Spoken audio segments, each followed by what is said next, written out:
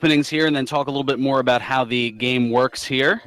Because usually I start to give this explanation and then they end up starting and I have to trip over my words. So not this time, as they are ready to go. The king giving the instructions, and we're going to see what starts off here in the throne room. 3 treasure chests that could be a litany of different things. They're looking for hopefully some of the quest items early. We've got some big bucks, the Stones of Sunlight, and the obligatory magic key, which will help get them out of the door. Now, and they've only got... Oh, go ahead. They've only got 3 MP, so they're not going to be able to have the return spell at this point, or at least not be able to use it, rather. But it looks like we will be saving, or at least a Datyedyeguy will be, so he can keep the money. Totally makes sense there. Now, the object of Dragon Warrior is for our racers to find and defeat the evil Dragon Lord. To get to him, they'll be searching caves and towns for the Stones of Sunlight, which they've already gotten here, as well as the Silver Harp and Erdrick's Token. The harp will be exchanged for the Staff of Rain, and all those items will be traded in for the Rainbow Drop, which will allow our runners to enter Charlock Castle, home of the Dragon Lord. They'll also be fighting enemies one at a time to gain experience and levels to get stronger, as well as gold to purchase weapons, armor, and items in their quest. And a Datyedyeguy falling early to a wolf and immediately resetting to save his gold, as when you die, you lose half of your gold once you go back to the king. So we have Zman, who is fighting a warlock. Looks like it could potentially be our Noodle. He hasn't taken too many hits yet, though we'll see soon. It looks like he might have more than 5 HP, if I am counting properly. And that takes Z-Man down. Now, in reference to the Wet Noodle, one monster in the beginning 3 zones in the game, the zone around Tanagil Castle, as well as the zones directly north, south, east, and west, one of those enemies is guaranteed to have 5 hit points or less. And it will also not attack very hard, so the less hit points our players lose when a monster attacks, the more likely that it is that low hit point monster. But the challenge is determining which of those 15 potential monsters it could be. So Zedman's going for a little bit of a walk right now. Looks like he will be trying to find a city so he can use his money, so he could spend the gold, get some weapons, and most likely try and gain the experience faster. Though a ghost takes him out and sends him home.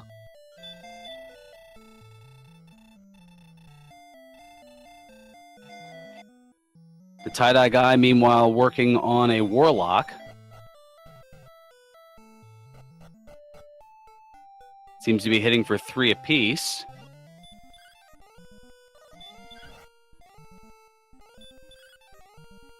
Z-Man getting punched hard by a metal slime.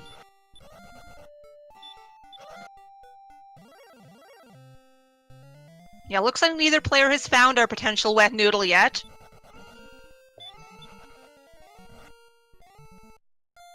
Got a bit of lag on my side right now, but I'm hearing a run and a reset.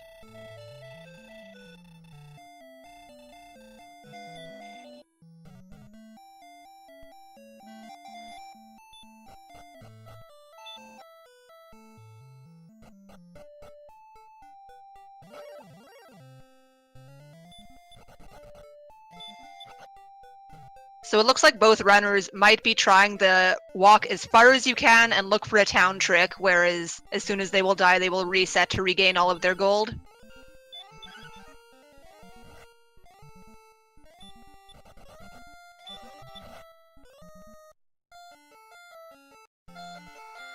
No luck yet, though, as they keep being sent home by the various enemies that they do find.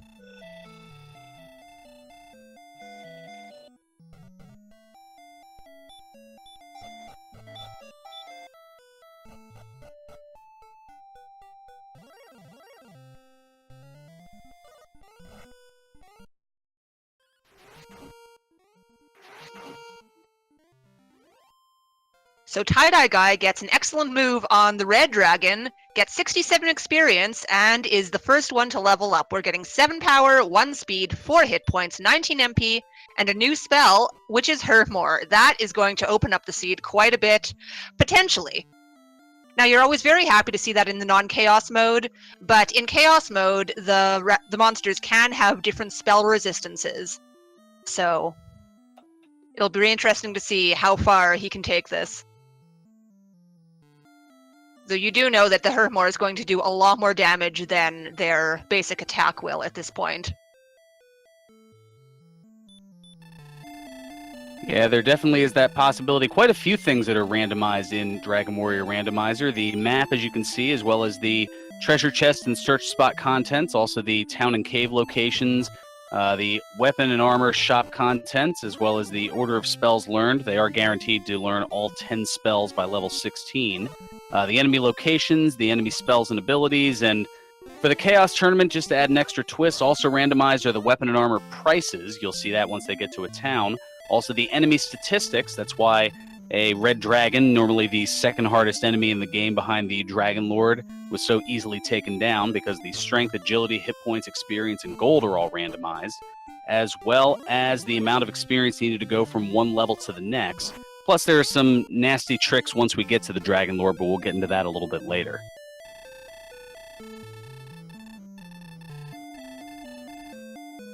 So the Datyedyeguy really wants to hang on to his gold. He had saved and is resetting with only 5 HP. Now, that's not a terrible move, because Hermor can take out a lot of enemies in one move, but if he cannot heal by the next level, I assume he might start to change his mind, because he'll be a one-hit kill to pretty much everything he sees as well. On the other side, Zman has found his level. I didn't see what he took out, but he will receive the wonderful news of Hermor as well. And it looks like also he took might... out a red dragon. Mm-hmm.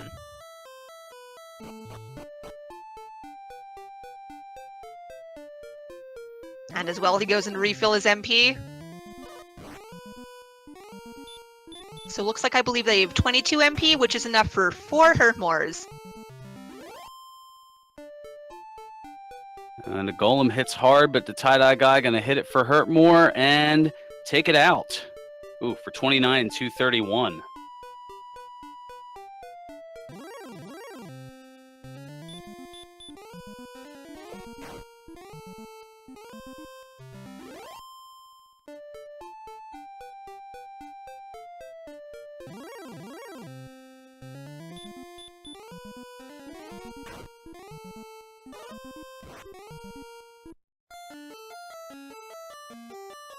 So Zman takes out another red dragon and gets to the next level. We have 8 power, 2 hit points, 2 MP, and a new spell, which is outside. Probably not quite as exciting to find at this point.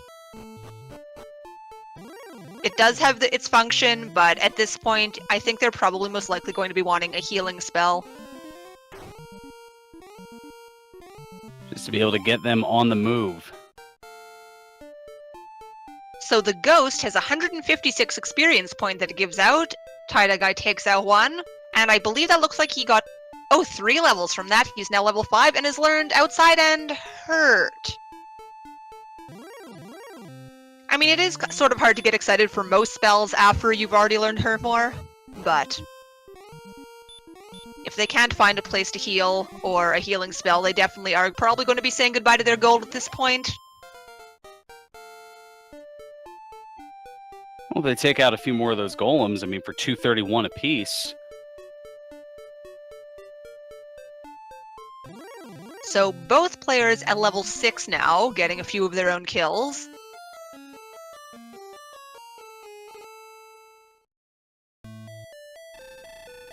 Ooh, golem hitting hard on the Datyedyguy's side. Though I did catch it when he talked to the king, he has 40 experience until the next level, which Zman looks like he just got. I didn't see what he got out of that one. But of course, with these ghosts around that they can hurt more, it's any little experience discrepancy isn't going to make a huge deal at this point in the game.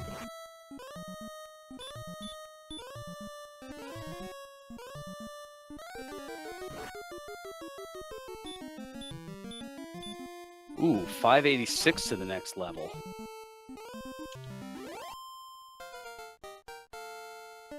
That's just a couple ghosts.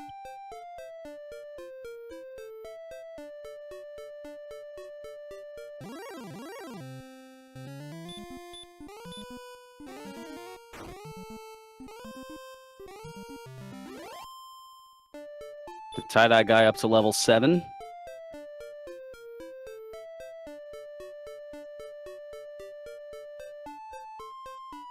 And they're both trying to explore a little more. Even if they have no way of healing themselves, the promise of being able to hurt more enemies and just get away from them without taking damage is enough to make you want to see what's in the rest of the world. Ooh, Magic Wyvern's hitting hard, and that's going to send Zman to the back.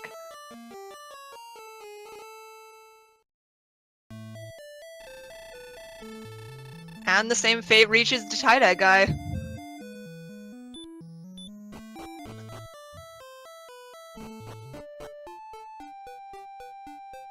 The Magidrakies have been pesky here. We'll see how it does. Oh, one shot there, and ooh, 221 and 143. So the Magidrakies are definitely fruitful, as the max experience that can be given out from any enemy is 255, same with the gold. Yeah, if you ever find anything that juicy, you definitely want to take a note of it, and possibly even to its location, just because you never know where a good grind zone is going to be. Oh, and Wolf Lords with heal more.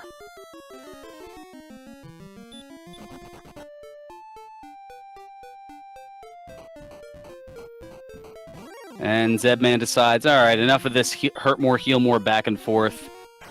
Enough of the Wabbit season, duck season.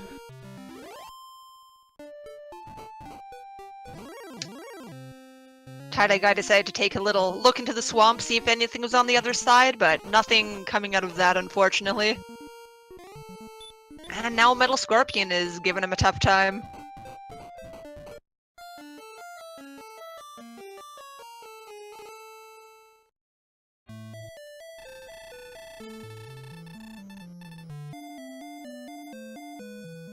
Oh, and the Datyedyeguy not able to get out of the swamp.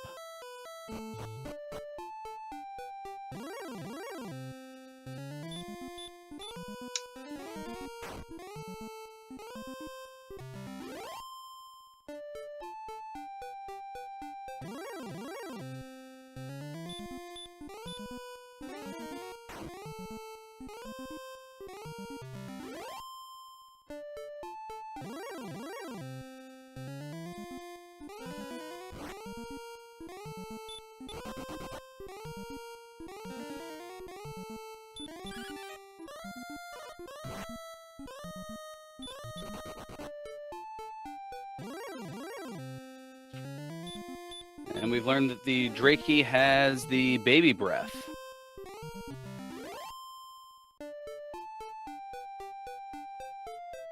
So the king, talking to Zman, says there's 150 experience left until that next level. 1137 is going to be their target number.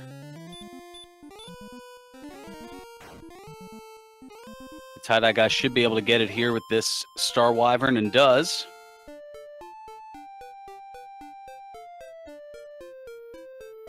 Three power, 2 response speed, 18 hit points, not bad. And a new spell.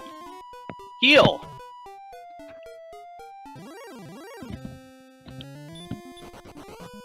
So with that, level 8 is definitely going to help to open up this a little bit more than it already has. They'll be able to explore further, get to some towns, and finally start to find the key items that they need to be able to fight the Dragon Lord.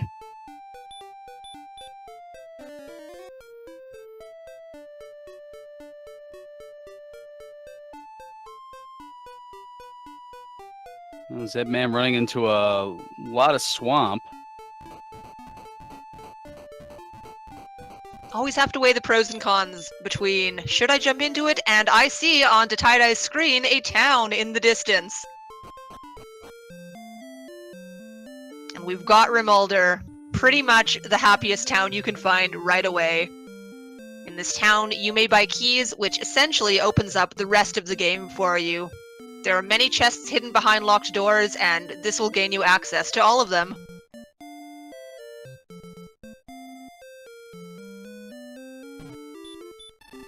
And now note, Zman going to what looks to be the south and southeast, so not necessarily going through that swamp, taking that risk. That could play a potential factor as the Droll takes him out.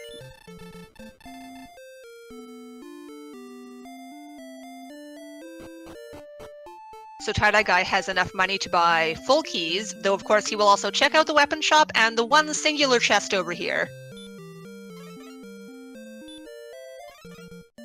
The double locked item. Oh, it's the silver harp, so it is something that is needed for the game. It is one of those key essential items. And it's always very nice to find that before you find the man that you have to exchange it with. Saves you an extra trip in that case. And in the shop, well, a half plate for 23 gold. That's going to be probably your best deal here, given that it normally costs 1,000 gold in the vanilla version of the game. Everything else, a little too pricey. Yeah, not so much a good deal for him on those, but he will have some extra defense for now. And the Magic Wyvern taking out Zman once again. And Sports Hefe noting in chat, the hand axe for 835 is reachable. And it certainly is. I mean, it's only a couple of enemies away, depending on the enemy. Yeah, it depends. With Hermore, you might not prioritize the weapon as much, but it can start to help you in situations where your your MP will be lower, and you know, when your levels get up there, it can make a difference when you're attacking. And the Datyedyeguy is going to get to level 9.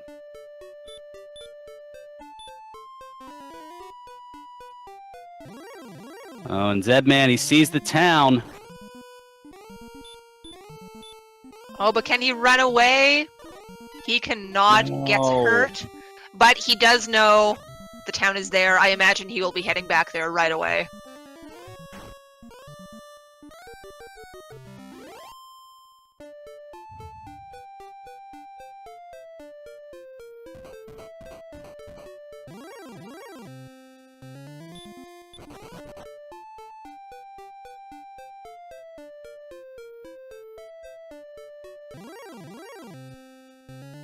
So Datyedyeguy finds another town. Datyedyeguy threatens a step outside of it. But he casts Hermore, and it is no issue. But he does find level 10.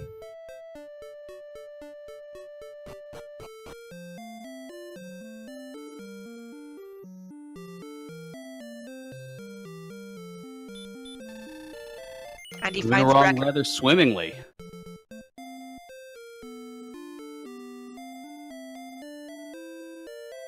Oh, and a full plate in Breckenary. Quite a good deal on that, too. But he chooses the copper sword. Pretty expensive for that, but a little bit of the extra attack power might be what he feels like is right at the moment. The copper sword adding 10 attack, I believe, to your total. Normally costing 180, so yeah, a little bit more than the standard version of the game.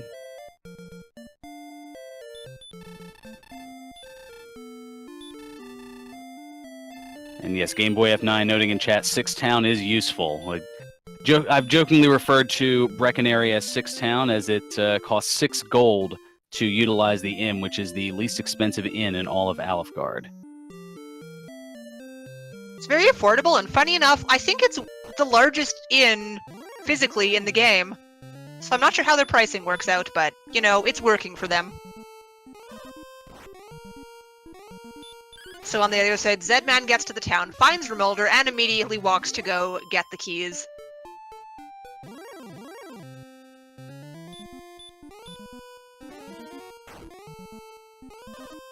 If we can take a peek at how much money he has, 198, so he can only afford a few keys, and I think he can still afford the armor?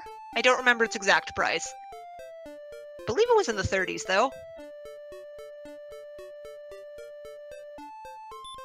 The Datyedyeguy quickly jumping up to level 11.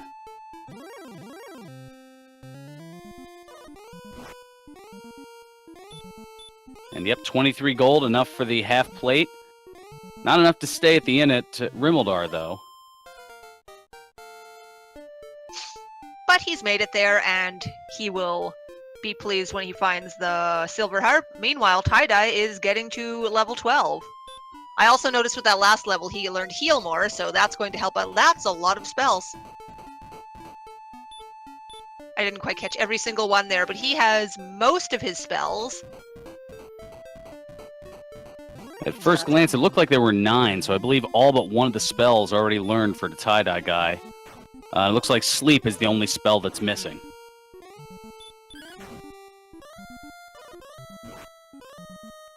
Although the Armored Knight sure has it. Dragon Lord Breath. I believe we've been referring to that as the Wombo Combo.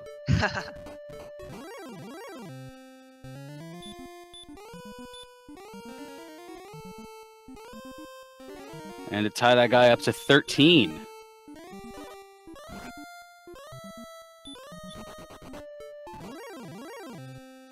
So in Tantagel Treasury, we have a Cursed Belt, a Death Necklace, an Herb, and another Cursed Belt. What a beautiful treasury. I could not think of anything better to keep in your treasury as the king of a respected castle.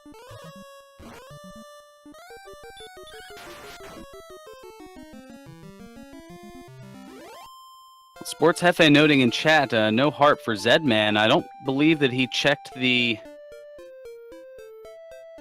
chests in Rimmildar. He only did have enough, I believe, for 3 keys, though, when he bought them, so there is a chance that he didn't want to risk them for a useless item, though hopefully for his sake that he would have noted to check back later if he is lacking in some important items later on.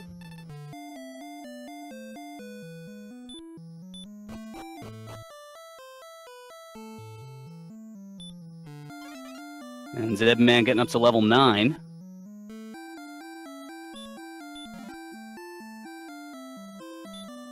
And now we have Tie-Dye going into the treasury to find the beautiful news. You can really accessorize well once you're in there, so, you know, it's very important to note. And I have a feeling because he's more keys and money, he's probably going to go around and check out what's in the basement as well.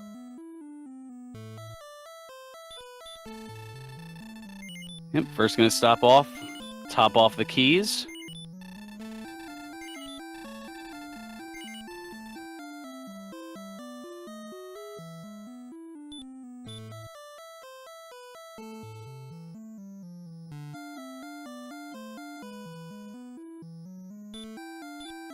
Zedman following right behind, and we have Swamp Cave South. So immediately from this cave, if you cast outside in the south, you will exit on the north no matter what. So it's a little time saver there. And we were speaking in chat about how it's worse when the swamp cave is in the Tantagel basement, because why don't the guards go rescue the princess? Well, we can question that very thing right here.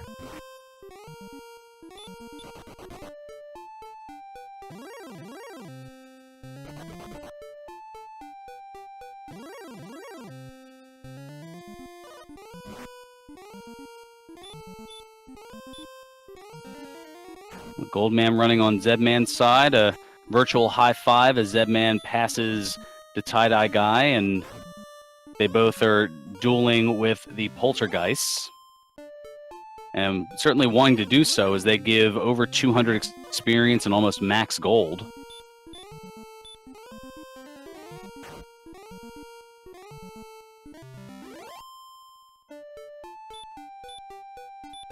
So Zedman levels up to level 10.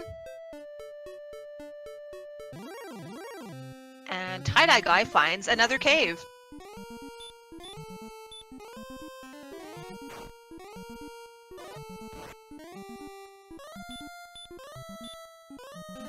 Spectres are pretty tough.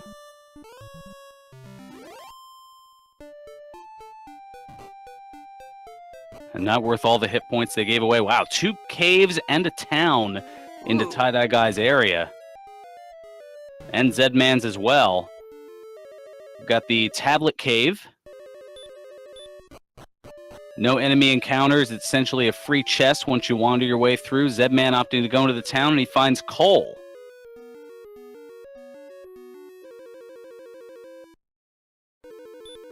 So in the search spot 4 steps south of the baths is Erdrick's armor.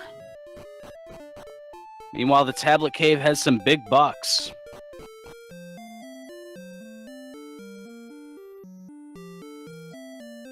So all expensive items in the armor shop for Cole as well. But just finding Erdrick's armor in itself is very much worth it.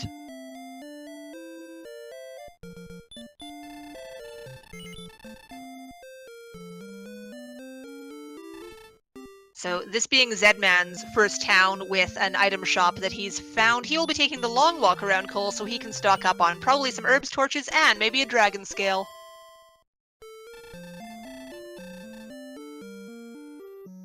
He has the cash to do it.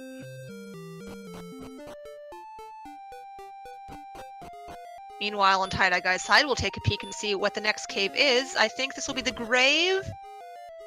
That is the grave indeed. Mm-hmm. So 3 chests on top and 2 further down behind a locked door.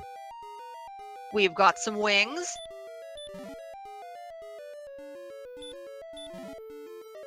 I missed something due to lag. I've missed the last 2 chests due to lag. That was a torch and an herb. Alright, so nothing way too exciting. In fact, you can buy all these things in Cole. Perhaps the businessman has a plan of walking into the grave, emptying the chests, and then taking them back to town to sell them for people who don't want to go inside. Certainly not a bad plan.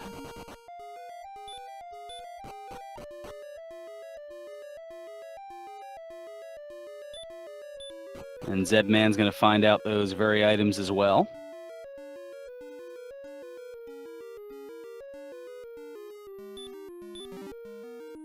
After just maxing out on herbs. Further down, the Datyedyeguy finds some fairy water. And a Druid Lord.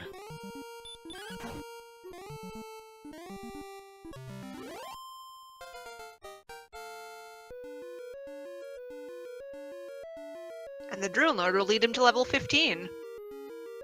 2 power, 9 speed, 8 hit points, or 1 hit point, 8 MP, and looks like he has learned sleep, so you get all the spells at this point. At level 15. Now in Randomizer they are guaranteed to all be by level 16, but having them all level early is always a nice little bonus.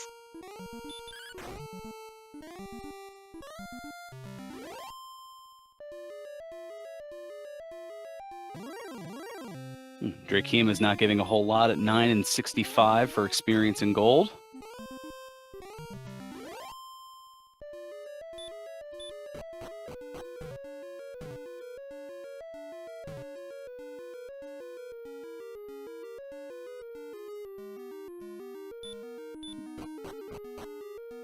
And Zedman getting the fairy water and is going to follow down deeper into the grave. Datyedyeguy taking care of a red dragon. That's what got things started here for both of our runners. Some 22 to 25 minutes ago.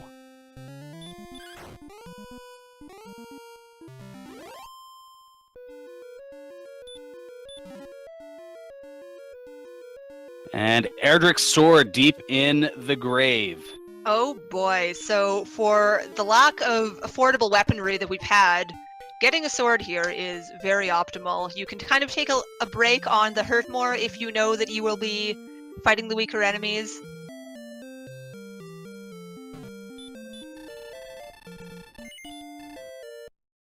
But at the same time, sometimes getting to the very bottom of the grave can be a challenge, and sometimes runners even choose to skip those last few chests just because they take so long, though it looks like these runners are definitely committed.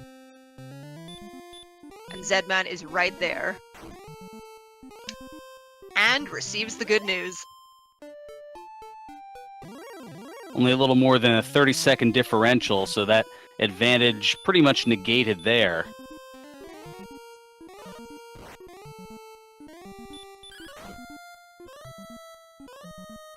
Let's just take a look at their experience. 2821, okay, 2874 after this battle for Datyedyeguy, 1481 for Zedman, so he definitely has some work to catch up on there, but exploration, almost in the same spot, just lacking the harp.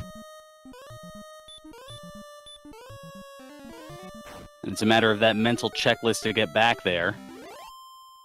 And then he'll be able to pick that up in Rimuldar.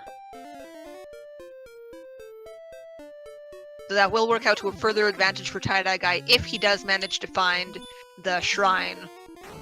And he has it in his hand at the time.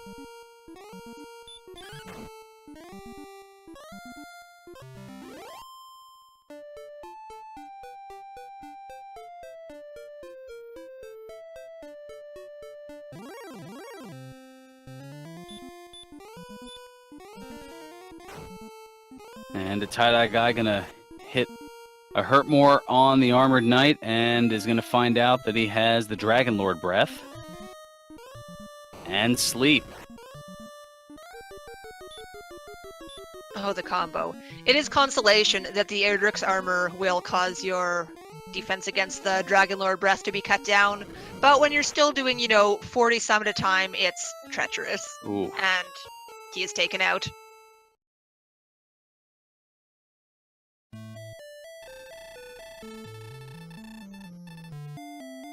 Meanwhile, on the other side, Zman has found level 11. I believe, or 12 rather. I think that was 2 levels?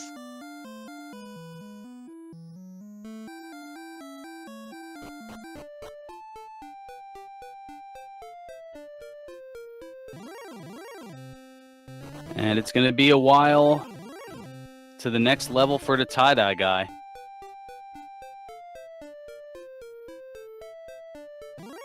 After all these very quick level gains, you would come to expect that almost. But there's still plenty of exploration to be done as well.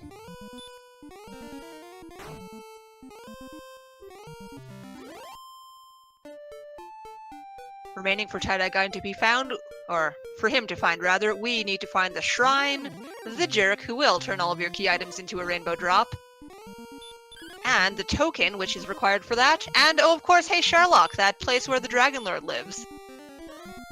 Yeah, it's kind of important to find. Just a wee bit.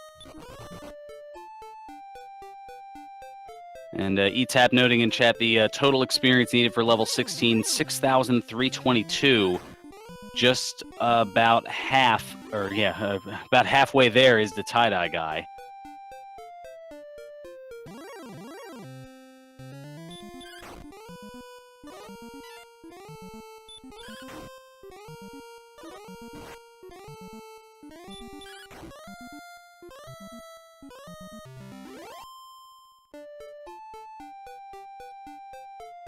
And skeletons, as painful as they are, giving 160 experience and 60 gold. And Zman, exactly 44, is taken out by the Armored Knight, living up to their affectionate name in the standard version of this, the AK-47.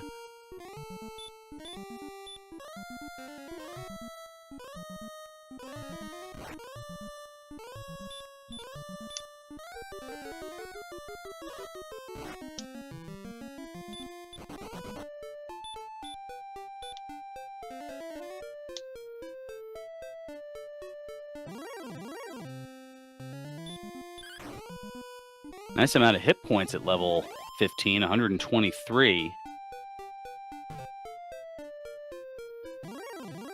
And Zedman's going to go back into Rimuldar. Yeah, I assume he will have enough money to be able to stock up on keys, and if he does remember, he will be able to pick up the harp here as well.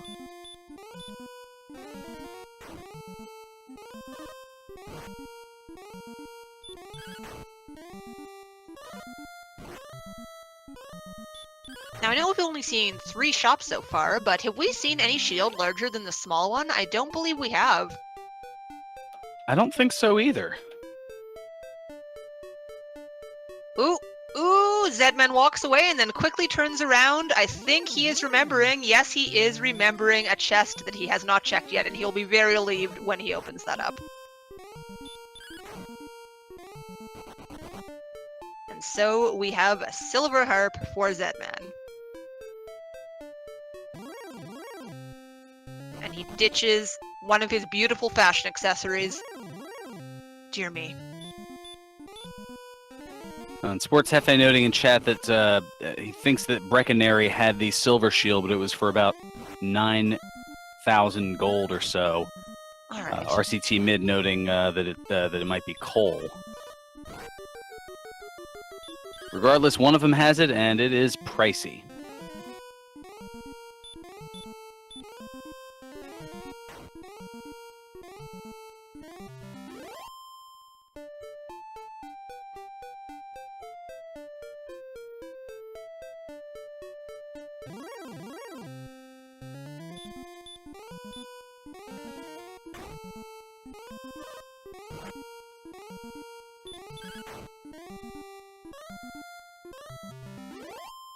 Both runners facing poltergeists, and understandably so, as they give over 200 experience each. Been a few of those pretty generous enemies thus far. Man, that's definitely going to help if they're going to need in the 6,000 range for the next level. Well, for the 16th level, rather. And Zman doing my favorite move, casting Hurtmore on the desert. You're just angry, and you need to get it out somehow. I'm known to do that a few times.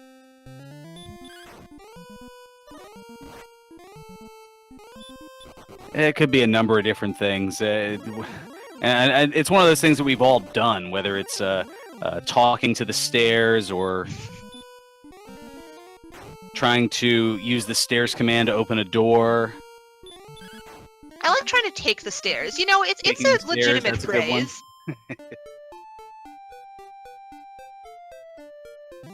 Yeah, taking the stairs northward.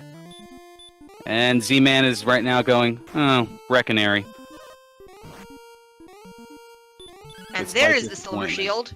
82.91 is the cost of that.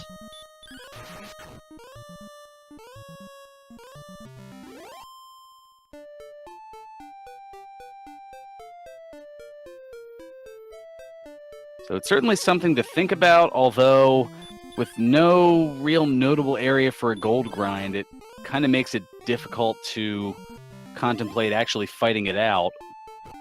Although, as I say that, the tie-dye guy is up to 3,000 already. Yeah, if you can manage to just keep your grind going without dying, it is possible to get that money up there for sure.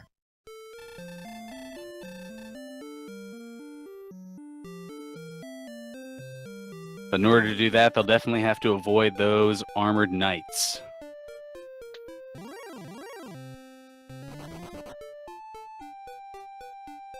So Zman levels up to what I assume will be, yes, level 14. Catching up in the level numbers, but we do know that getting to 16 itself is going to be quite the challenge. And Zedman having fun searching the lone plain tile there amidst the swamp.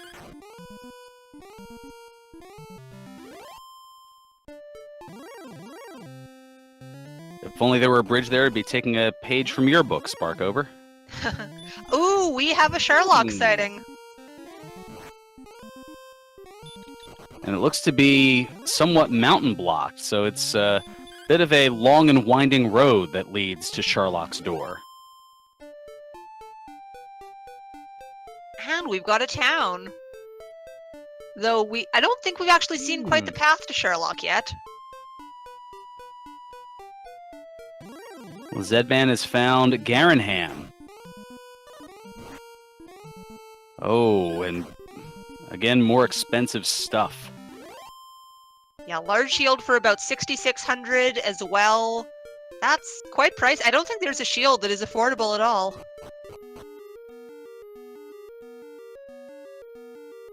So in the back of the town, we have a magic key, no door on the treasure chest, another magic key, and a magic key. That is amazing.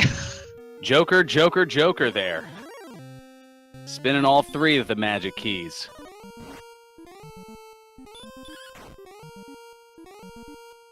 And now heading into the back of Garenham, where we find the Rainbow Drop Cave, more affectionately known as the Jerk Cave.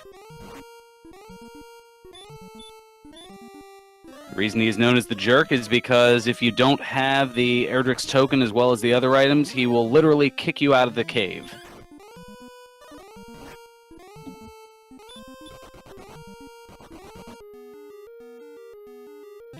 So on Datyedyegui's side, we have found Hawksness, and we are encountering a knight.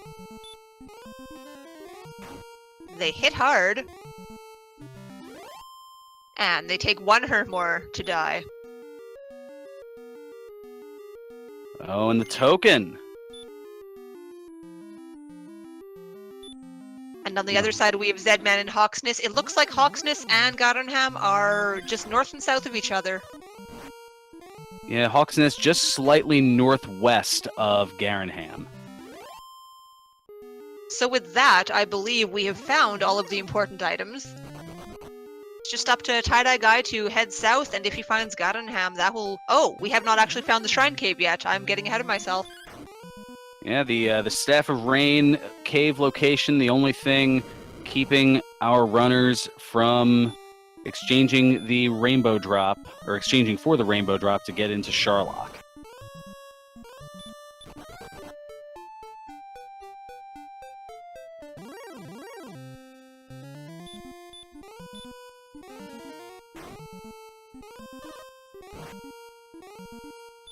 I'm guessing the Datyedyeguy had taken a higher path and hit Hawksness first and is now doubling back to find Garenham.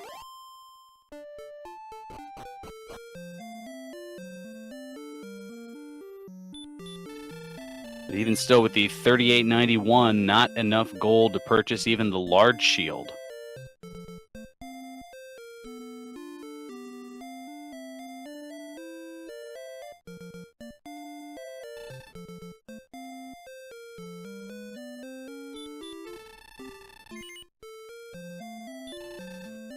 Amazing Ampharos in chat dropping some prognostication saying looking forward to Armored Knights in Charlock.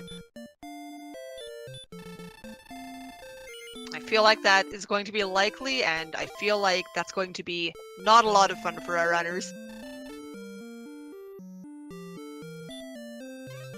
So we've got Zedman checking out the Swamp Cave. I assume looking to see what our... Oh, but it runs away! The Wow. Armored Knight running away and giving a free path to the princess.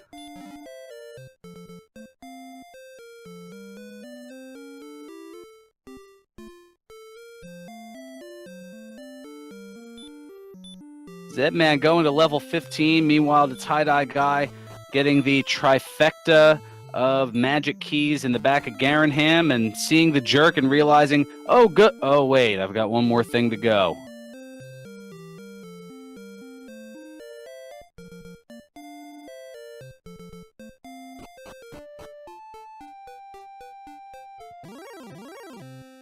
Meanwhile, we've got a very happy princess over on Zedman's side. And the Armored Knight doing what the Armored Knight does to the Datyedyeguy, hitting with the Wombo combo once, twice, 3 times a corpse.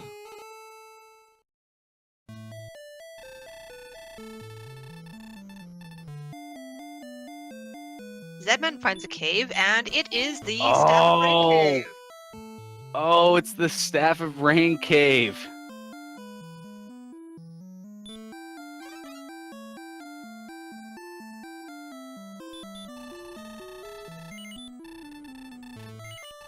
And casting Return right from there. Is back in Charlock with the princess and is bordering on go mode, but trailing, as Game Boy notes in chat, trailing by almost 3,000 experience.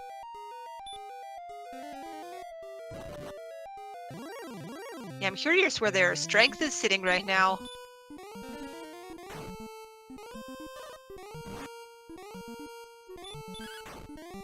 AA noting in chat, wondering what the purpose is. I think in this case it's just more so of an experience, a portable experience check, as opposed to having to either return to the castle by choice or not by choice in the case of death to find out how much experience to the next level. It's just a matter of selecting Gwaelin's Love from the item spot, and you'll be able to find out in a matter of seconds.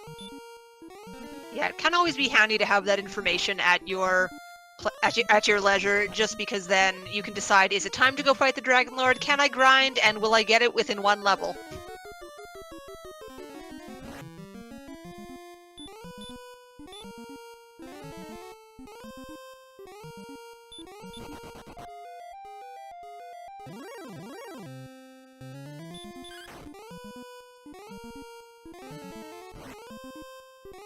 And we do have Datyedyeguy in the Swamp Cave as well, also casting Radiant and walking through it, so I think he's actually going to be going for the same idea here, or at the very least, just checking out what the grind idea is.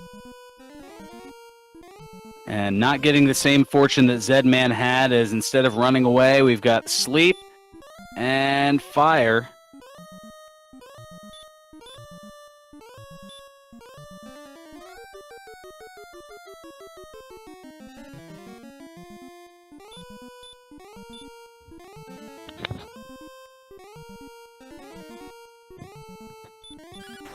So Armored Knight is a little resistant to the Herdmore, it looks like.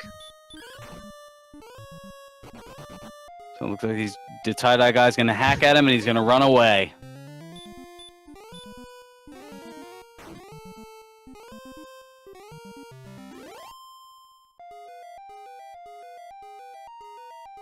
And it looks like we may have a very happy princess on both ends.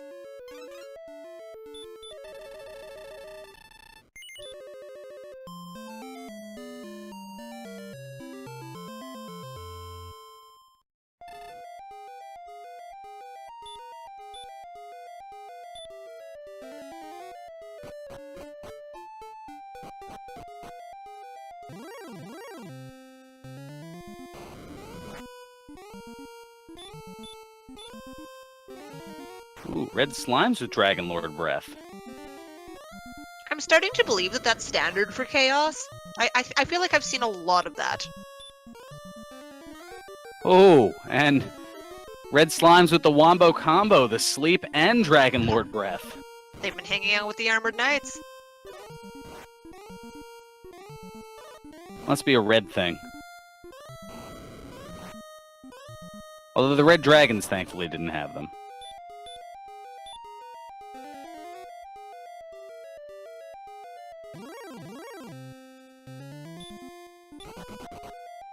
Zman refilling on keys on the way back to the back of Garenham and the Jerk Cave. And again, taking a door on the stairs. Beautiful Sparkover playbook right here. But that notwithstanding, he has the Rainbow Drop.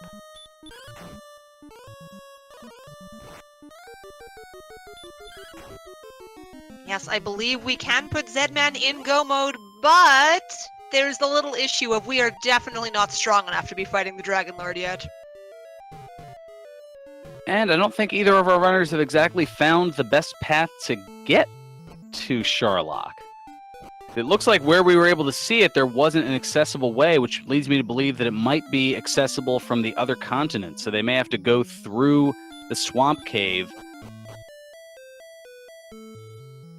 Oh, and Zman getting the bad news there that it's another 3,500 almost to get to level 16. Meanwhile, the Datyedyeguy, he just needs 24 experience to get to 16.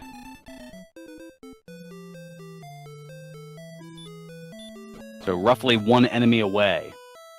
Unless it's like a Drakema or a Spectre or a Knight or something. It doesn't give that much.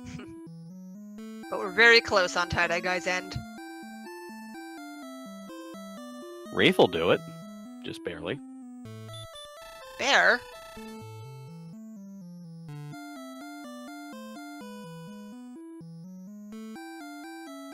So Zman is choosing to go through the Swamp Cave again. Perhaps looking on more exploration mode time. And he's going to find out about the Wombo combo.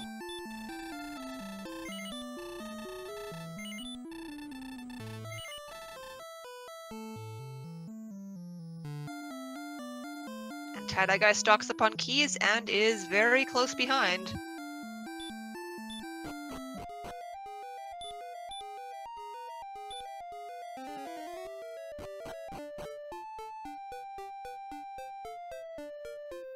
And ETAP, that is correct so far. Of the enemies that we've seen and have been slain, the Datyedyeguy at 221 experience does give out the most. And the Datyedyeguy has found the Shrine Cave, the Staff of Rain Cave, and is going to trade it in.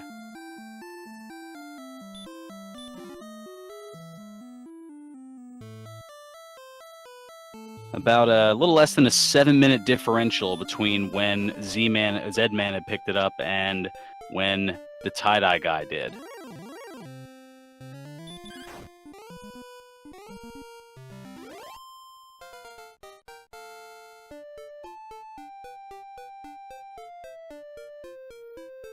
And we have found level 16, 4 power, 5 speed, and I saw a 3, but I missed what it was for, so we do have a 0 on something, which means it should be hit points. Because it would tell you 0 hit points if it was a 0.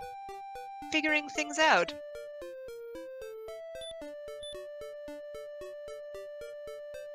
And there we see the stats. I caught a 77 strength. Yep, so 117 attack power. Not going to do a whole lot to the Dragon Lord. And Sports Hefe noting that to get to 17, it's going to be quite a bit more. 12,696 total.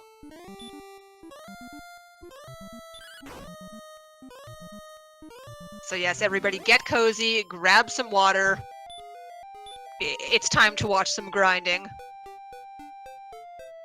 And the Datyedyeguy found the mountain cave, but realized that the only potential thing of value that could be in there is the Fighter's Ring to give an additional 2 attack points, but that's about it.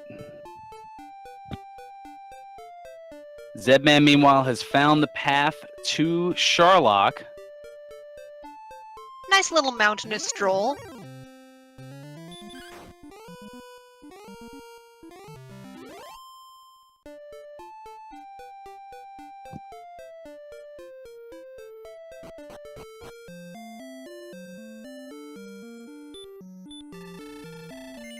So Datyedyeguy finds the town of Cantlin. And Amazing Ampharos has called it. Right on the top level, we've got Armored Knights in Charlock. Oh my, this is going to be a messy walk.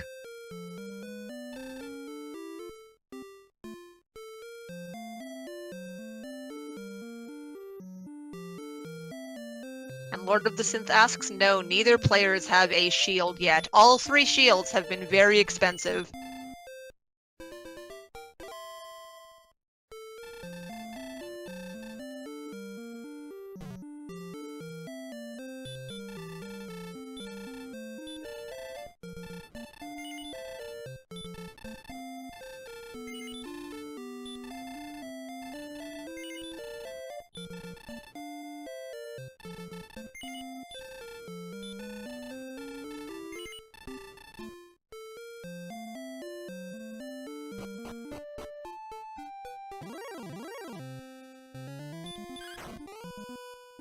So at this point, it looks like it's going to come down to where a decent grind spot's going to be.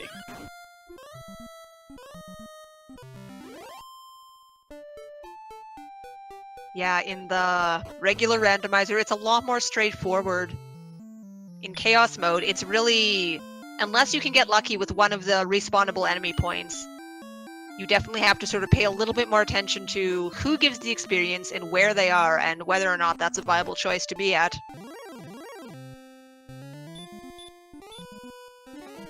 Though that said, we still do have a 3k experience lead on the Datyedyeguy side. And the Datyedyeguy finding the bonus cave, the Stones of Sunlight cave in the vanilla version. In this case, it has a dragon scale. And I think the Datyedyeguy may have found a pretty good grind spot there with those Drakies.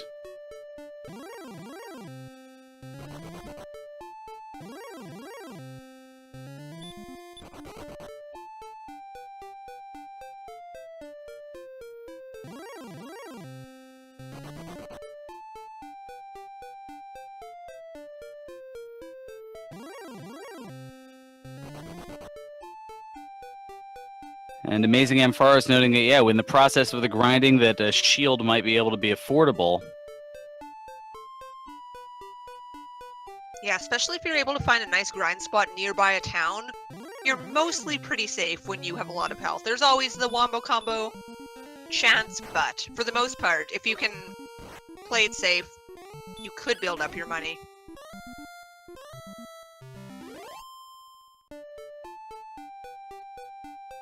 Oh, and Poltergeists are right there too. Yeah, I know that they're doing a little bit of wandering, but I think where they were, that area there right near Cantlin, yeah, between the Poltergeist giving 201 in experience and 252 in gold, basically the Drakies and the Poltergeist both giving 200 experience and gold apiece, and not really having anything that's going to obliterate you in terms of something like a Sleep and Dragonlord Breath.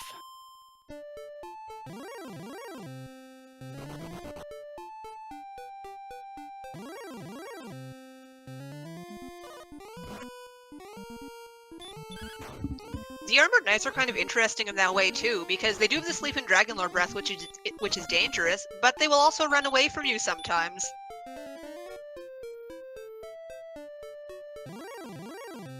Zedman going after a Spectre, which is the opposite of fruitful. And the Datyedyeguy realizes, oh yeah, that's the mountain cave.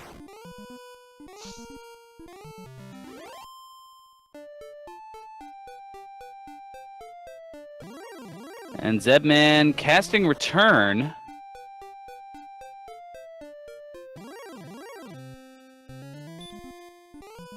Meanwhile, the Datyedyeguy has found Charlock.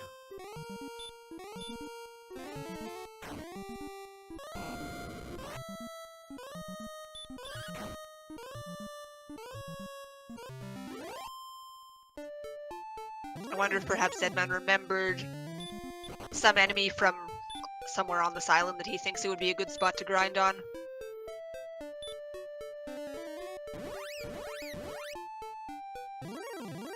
Now Datyedyeguy casting Return as well.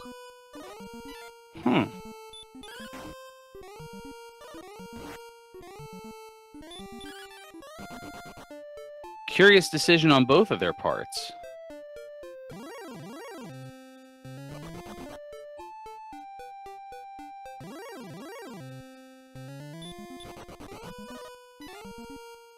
I mean, perhaps Zedman going for a Golem gold grind?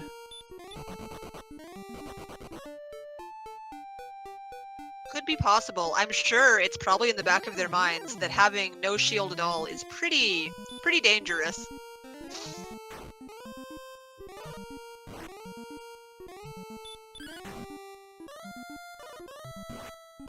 Now they've both found a Poltergeist. This could be promising, especially if they do manage to find one of the higher encounter rate tiles that has them on it. Maybe that's what they were both thinking is, I remember hitting those Poltergeists around this area. I'm just going to stick right here.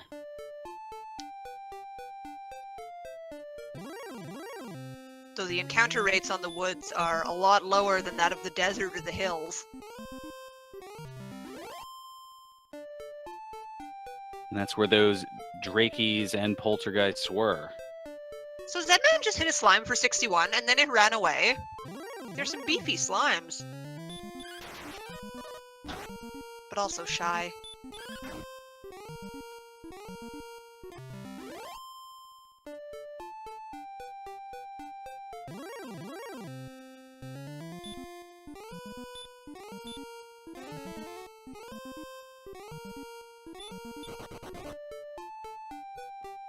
Zedman still has about 2,400 experience to go, and then when he finds out what it costs to go from 16 to 17...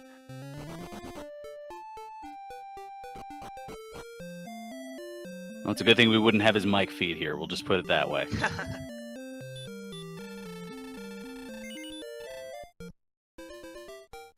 So it looks like they're still sort of just getting a feel of the land, maybe just sort of seeing what they think is the best spot for them to be grinding on.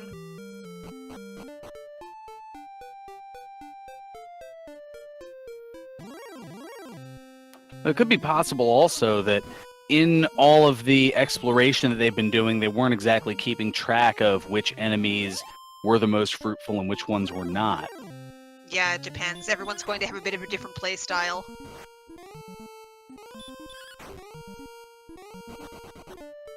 Wraith Knight's pretty generous in terms of experience, giving 189.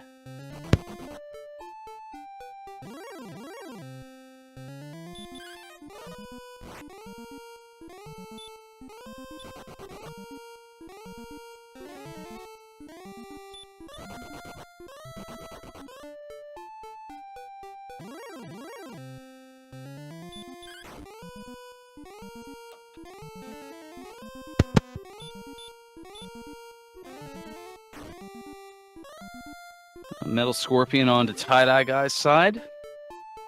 152 and 234.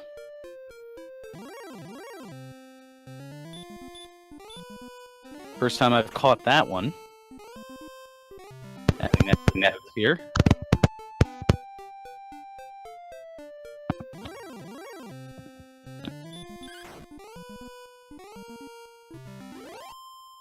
Ghost not too shabby either with 156.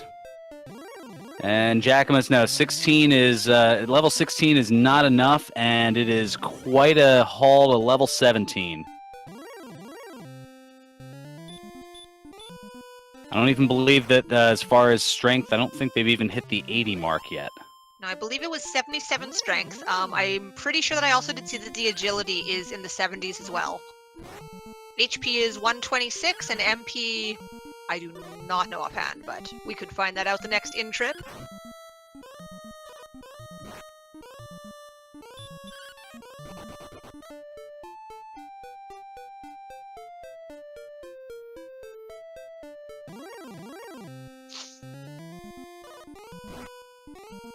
It is of note that they do have the Death Necklace, though because Charlock, I believe, is only accessible from the other side of the Swamp Cave, which is in Tantagel, that would not be highly recommended. You can soft lock yourself in that, unless... No, I think Brecconary was on the side, but at the point where if you want to use the Death Necklace, I believe you should want to save before that. Just in case. You don't want to have to avoid any losing it. risks. Mhm.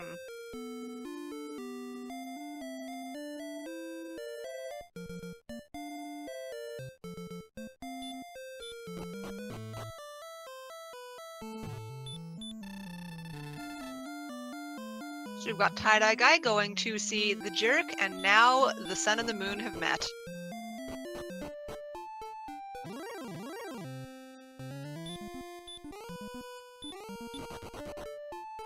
So maybe that's what the Datyedyeguy was looking for, trying to remember or recall or find where the Jerk Cave was. Was able to find it. About a 15-minute difference of the Datyedyeguy finding it versus Zedman.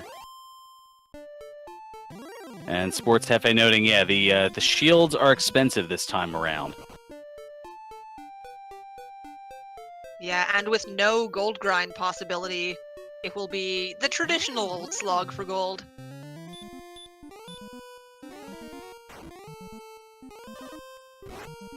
Though our runners currently can afford a small shield, I don't think that's too appealing.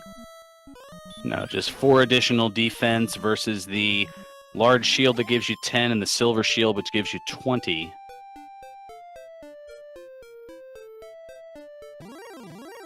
So if they're going to get the gold for any of those, they're going to want to try to find enemies that give a gold grind as well as an experience grind.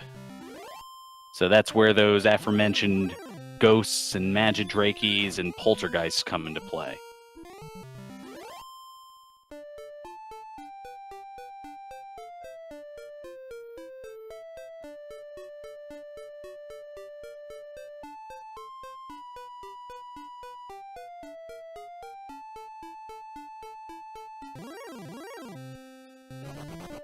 And don't forget, those of you tuning in here on Randomania 2, to follow on Twitter at Randomizer Mania for updates on upcoming races as well as other great information.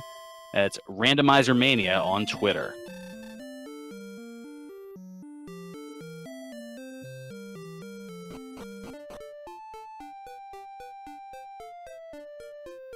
So we've got Zedman. He's been getting pretty cozy on the coast by the ocean over here, just walking back and forth in the desert. He seems to be happy with what he's found for experience so far. Although that being said, the Datyedyeguy has kind of quietly pulled out to a now 4,000 experience lead.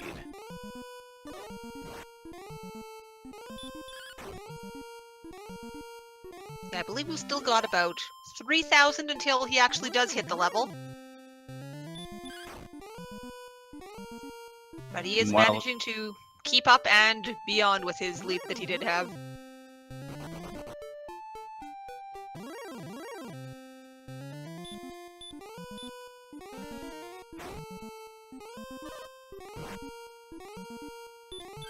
I think it's because the Datyedyeguy has opted, rather than just running, I guess maybe because he knows that he needs to get to level 17 anyway, that he's just been fighting everything that he's been going along as he's wandered around.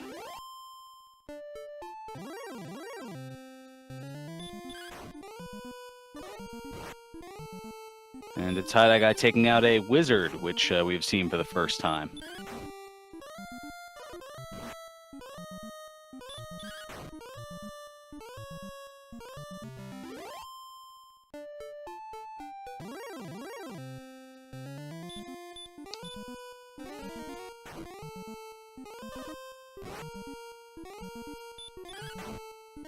So we do some poltergeists in a desert not very far away from a town. That is... or perhaps they were in the swamp, but very nearby. That is ideal. And the Datyedyeguy has also climbed up to 6,500 gold. So he's hovering in that range to purchase a large shield, but at this point, they're only maybe about another 1,500 gold away from getting the silver shield, so like Forrest Gump running, may as well just keep on going. And of course, as he does know how much experience he does have to get, it's not unrealistic to believe that you can make that gold up in the time. Oh yeah, about another 2,500 experience, so as long as he keeps going with these poltergeists, he'll pretty much go 1 for 1 on those.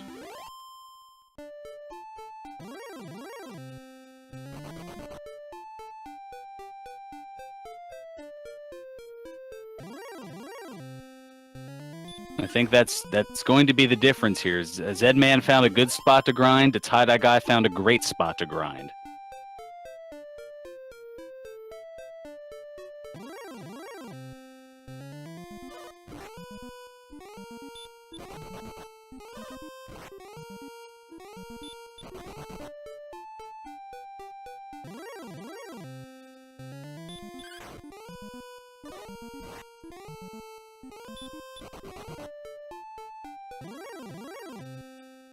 But perhaps the Datyedyeguy realizing, a Drakema, not exactly the best enemy to go for.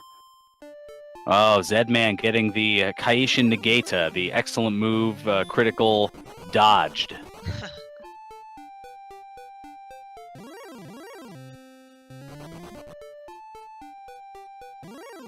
And now the Datyedyeguy running into an issue where a lot of his enemies are running from him.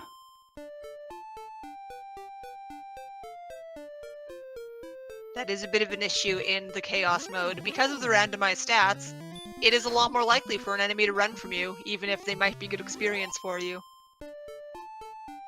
And for that reason, it looks as though he's settling in on Star Wyverns that are sticking around, even though they only give 64 experience apiece.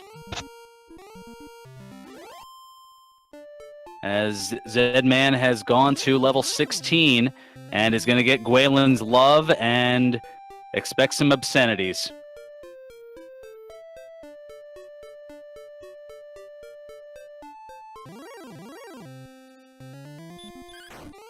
I feel like he paused a moment there after reading that number. Yep, that you got it. So there we go. 77 strength, 82 agility. Now he does have the strength agility build, so it is a little bit higher than the Datyedyeguys at 16.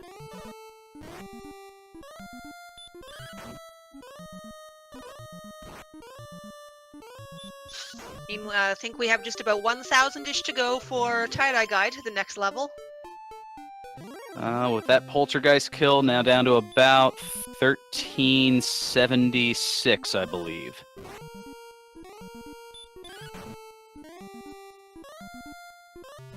That's seven, now 6 more poltergeists.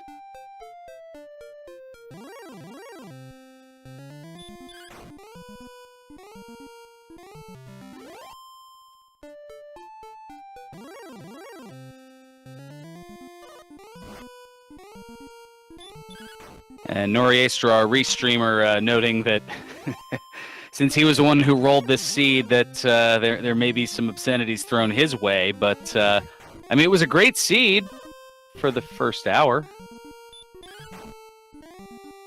Yeah, you never know. Sometimes everything just comes together really quickly, and then you have to grind for a very long time. Zedman finding a demon knight who runs away.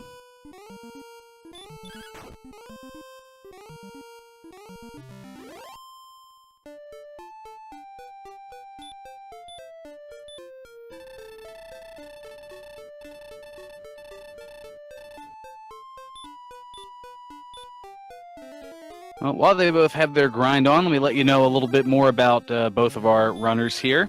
So Datyedyeguy, he is the 7th seed in the tournament. Both of our runners had a 2-1 record in the Swiss seed part of the tournament. This is actually his first Speedrunner Randomizer tournament. He got into Dragon Warrior Randomizer after watching Ness Cardinality do practice runs for the last Dragon Warrior Randomizer tournament back in the late summer and early autumn. He's dabbled in other speed runs like Jackal and Tetris 2, free time permitting, but nothing too serious. Tends to play a lot on his Switch, including, along with introducing his kids to the games that he grew up with. Now in his first round match, he defeated Captain Green 7 with time just under an hour under fast text and speed hacks. And then he kept that impressive tourney debut going in the second round, defeating Katen 619 with a standard text time of 1 hour, 1 minute, and 27 seconds. But then forfeited Janice following a Dragon Lord 2 loss after Janice had a winning time of just over 2 hours. Now for Zedman, well, he is known in the Zelda 1 randomizer racing community and now races Dragon Warrior Randomizer as well. He played in the Winter 2017 Zelda 1 Randomizer tournament, making the bracket stage and advancing to the top 32. He dabbles in a Link to the Past randomizer, as well as the Final Fantasy IV randomizer, Mysidian Shuffle, and Free Enterprise, as the Datyedyeguy is going to hit 17.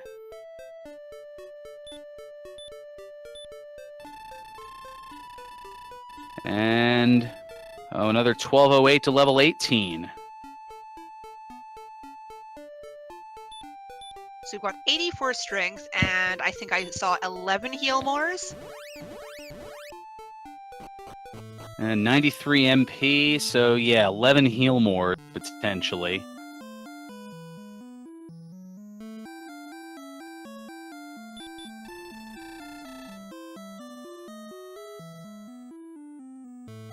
Zedman also known for running Dragon Warrior 4 Randomizer and also constantly commentating Zelda 1 Randomizer as well as Dragon Warrior Randomizer, with the ability to commentate for Zelda 2, Link to the Past, and Super Mario Randomizer, or Super Metroid, excuse me. Dragon Lord fights still don't go well even when he's over-leveled, which should certainly be a challenge here. He says he's never streamed anything vanilla and probably will never. He fell to Ryusation in his first round, a very close matchup with a solid time of 1:17.04. Rebounded nicely with victories against the Alan Heffley in the second round with a 1:24.39 time, and qualified for the bracket stage with a win over the Seawolf 1 in about 91 minutes. Oh, and we see the Demon Knight with Baby Breath. And 205 experience for the Demon Knight. But they've been, as you noted with the Slimes, extremely shy. That was the first Demon Knight slain in this seed, and we're closing in on the 75-minute mark.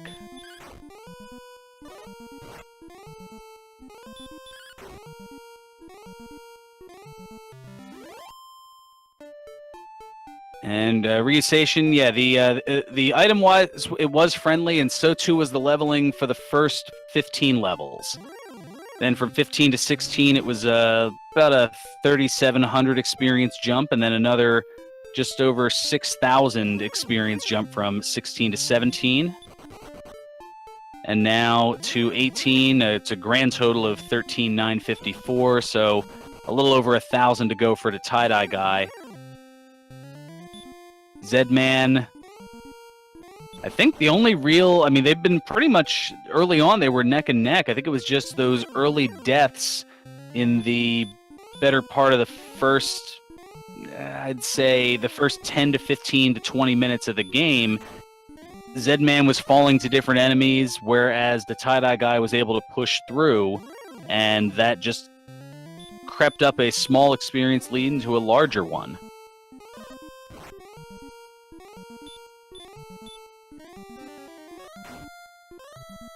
Although, as I say that, Zman has closed the gap rather nicely here.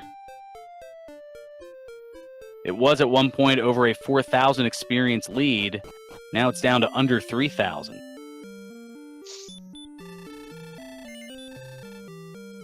So Datyedyeguy goes into Cantlin, and he is looking to buy a shield, but he does reject the small shield. He knows he can afford the silver shield, so with 3 item shops or weapon shops in here, he is choosing just to leave. Perhaps he does know... Oh, he's casting Return. Well, he's perhaps going to one that he knows, but it could very well be possible. I don't think we saw either of those other 2 shops in Cantlin, so they very well could have had the silver shield in them.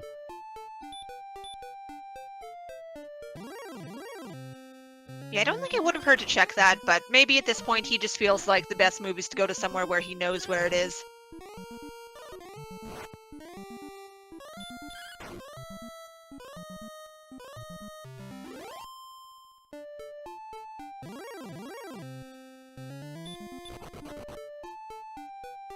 Well, Metal Slime's giving 194 experience.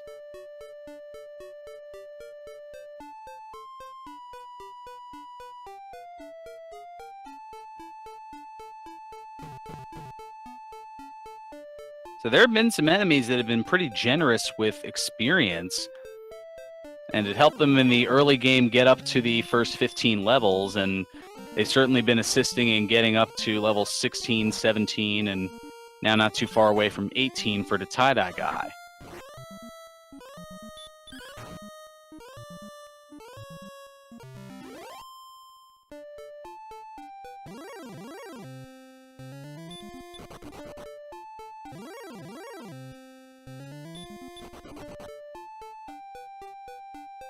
And it looks like Zman now as well does have enough money to purchase the silver shield.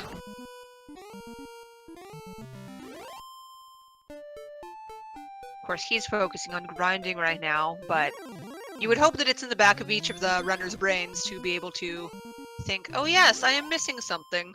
Normally by this point in the game you would have a shield, but different circumstances for Chaos. I think given their levels, they're so tunnel-visioned on the experience that, yeah, they haven't even thought about it, and once they go to check their stats, they're probably going to go, oh, I need a shield. And then they might go and look at their gold and go, oh, I can afford a shield now. Let me go do that.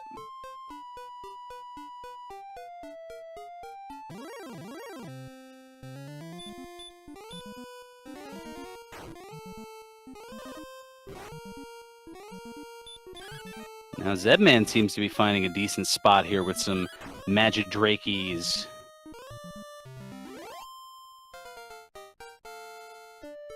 As well as those aforementioned Demon Knights, and the Datyedyeguy getting up to level 18.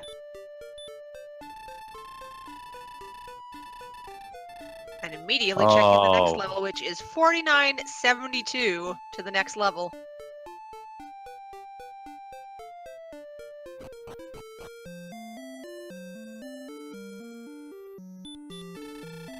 Though I have a feeling that he will most likely be checking out Charlock after he buys this silver shield.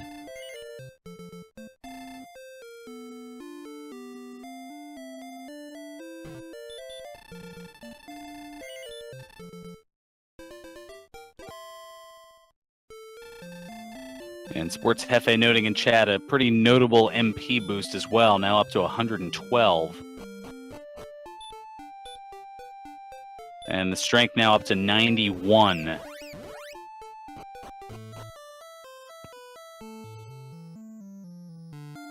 So I think it might be go time here. Strength of 131. So that's going to be an attack range of 7 to 15 on Dragon Lord 2.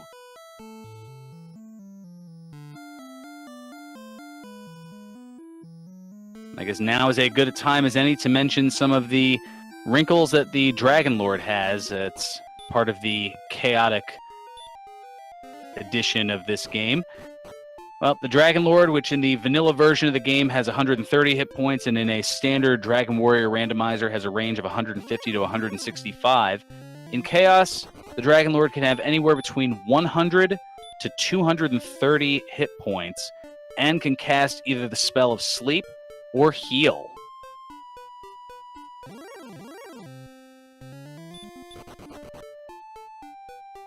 And level 17 now for Zman.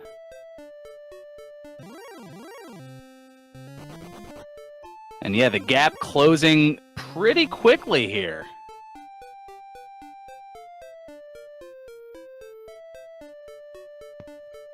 Zman finding a pretty good spot. Yeah, it's definitely easier to fill up on the time between you two when you are focused on the leveling and your opponent is running around. Now, given the fact that we already do know that we have the Armored Knights with both Sleep and Dragon Lord Breath and Charlock, this could get messy. And if we have a bad Charlock on Datyedyeguy side, we can definitely see, I say, both of them walking through Charlock at the same time. It could be likely. It may not be. It may only be one unfortunate run away for the Datyedyeguy, as Zman has closed the experience gap to under 1,000. He's surging. He's only about about 600 behind. And he's only maybe 2 or 3 Demon Knights or Poltergeists away from hitting level 18. And you would have to think he's going to want to maybe give it a dive once he sees how far it is to get from 18 to 19.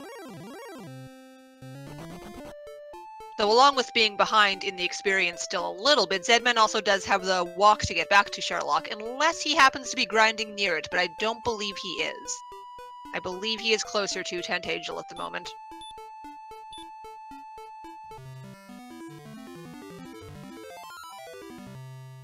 And the Datyedyeguy is going to use the Rainbow Drop, build the bridge, and has entered Charlock Castle as Zman has gone to level 18. Just about 4 minutes after the Datyedyeguy hit it.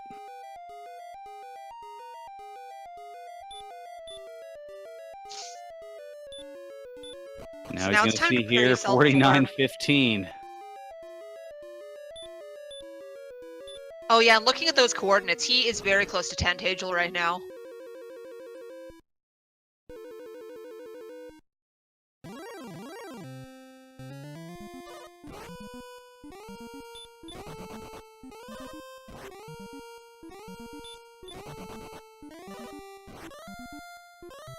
Game Boy F9 noting in chat that Zman's going to have a much tougher decision because of the Strength Agility build. Having 124 hit points, he won't be able to utilize the Death Necklace, which in this game not only does it curse you, but it can give you an additional 10 attack power, but at the cost of 25% of your maximum hit points.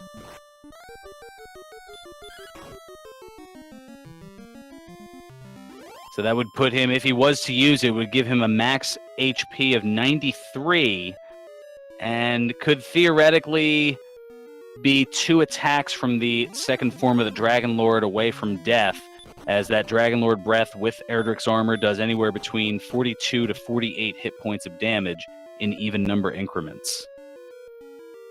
So on Datyedyegu's side, we had him fighting a magician that was only doing about 2 or 3 physical damage towards him, but he got about, I think it was 224 experience from that. So if you ever feel yourself in the situation where you want to grind your way down, this magician is just right for you.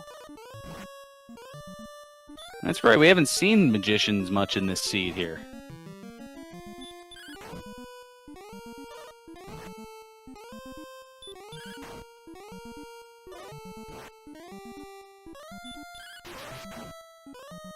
So if you do see these, you might think that it could be worth it to fight these on the way down just in hopes of getting your next level. The MP isn't recoverable inside Charlock, but even a little more HP or attack power could help you just even a little bit more.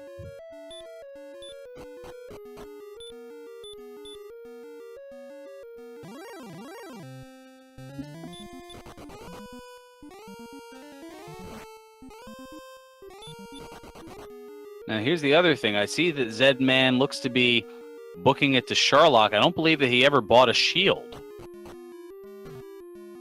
Unless he's heading to do that now. In this area, though? Now, I think it was...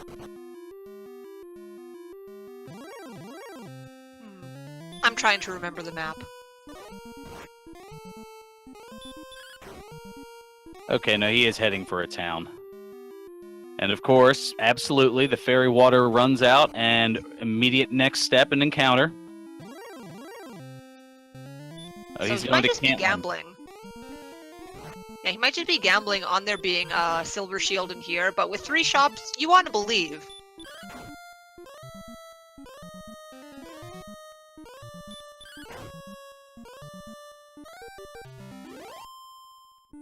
And there we have it, a silver shield in the further down spot in Cantland.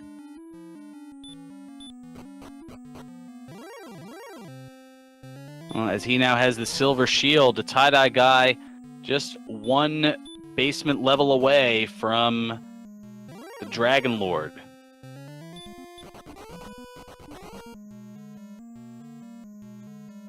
Not going to bother with the Charlock treasury, the 6 chests there.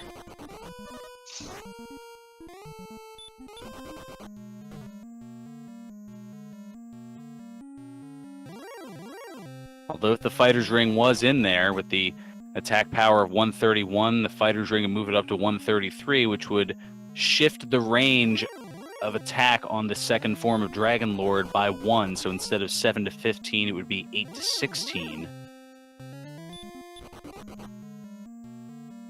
But they're both thinking at this point, closing in on the 90-minute mark of this seed, that they're probably thinking they're behind, and oh, there's the Armored Knight as the guardian to the Dragon Lord.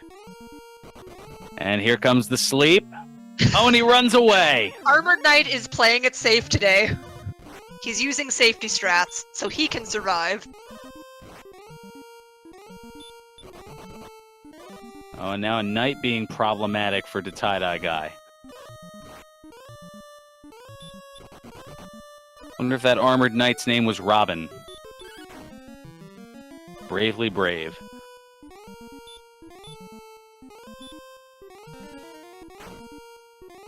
And thank you, chat, for following right along with me on the Monty Python reference. Absolutely. The Datyedyeguy taking a pretty good amount of damage to the enemies approaching the Dragon Lord. He's going to use 4 herbs.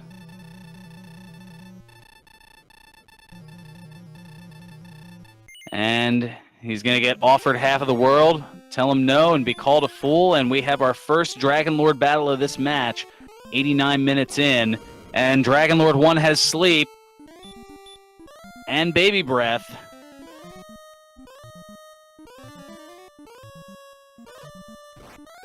Oh, the stop spell not having effect, and another sleep. The attack not very powerful, though.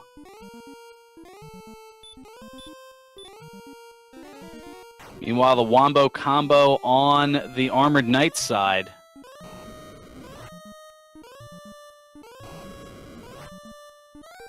Uses a hurt more, and it's still not enough, and the Dragon Lord puts him to sleep yet again, chipping away at his health.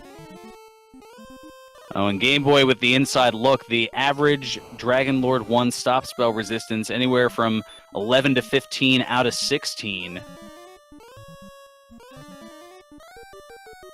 So at best, you're looking at about a 31% chance of hitting. At worst, you're looking at about a 6% chance of hitting. And the tie-dye guy takes out Dragon Lord 1. And when he back attacks him. So now let's see, hitting for 15, a nice high roll to start. Oh, and another 15. So he's got 10, now 9 Healmores left. Up to 42. Oh, he's going, okay, I thought he was going for something there on 43 hit points, but did not. Now a roll of 9 up to 51.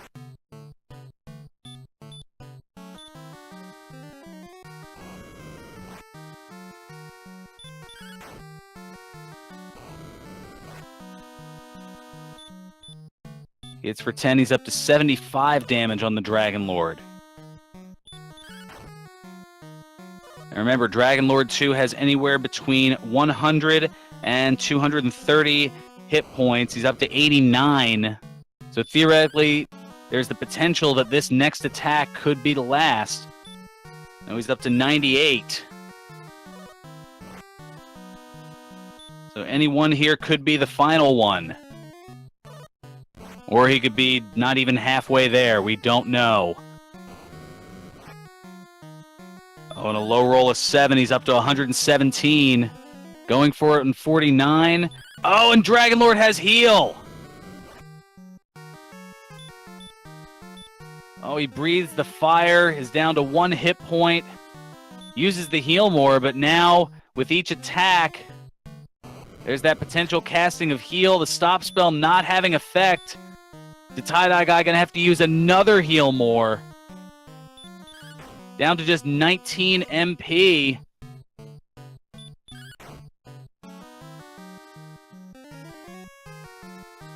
And another casting of heal. The tie-dye guy looking to just try to punch through it.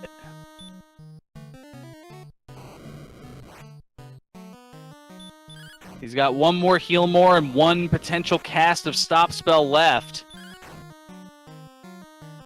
And he's just going to swat his way through, and another casting a heal. They lucked out there. He has 1 more chance to cast stop spell. Opts not to do it. Strikes again for 11, another heal. He's trying to punch his way through. 1 last hit.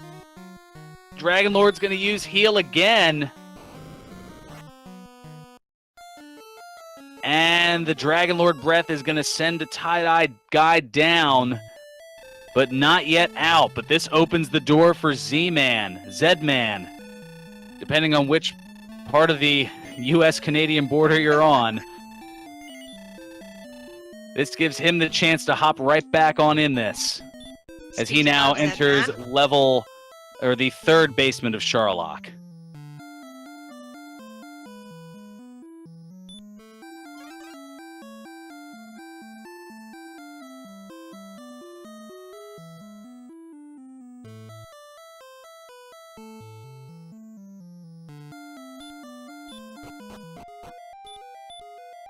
And John Wayne X just noting in chat that you are not able to hit a critical hit on the Dragon Lord, nor can you miss the Dragon Lord. So every attack is a standard attack based on your range. Sports Heavy, there was 1 attempt at stop spell.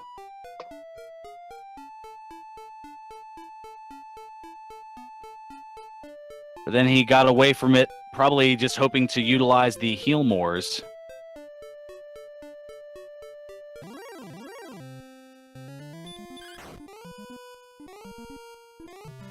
And I believe for the moment we have lost Zedman's feed.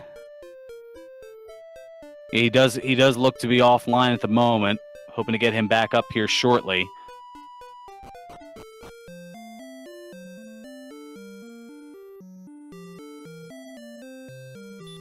But this gives the tie-dye guy the opportunity to head back into the inn and give it another go. not even contemplating any more grinding at this point. He's just going to give another attempt at the Charlock basement. I still like the idea of fighting the magicians on the way down. If I were him, I would definitely consider that, depending on how much experience is left. And looks like we have Zman back. He defeats an Axe Knight. And that's all I've got. Well, we see that the experience is 100. But thy gold. What is thy gold? The suspense is terrible. I hope it'll last. We have Datyedyeguy heading back to Charlock.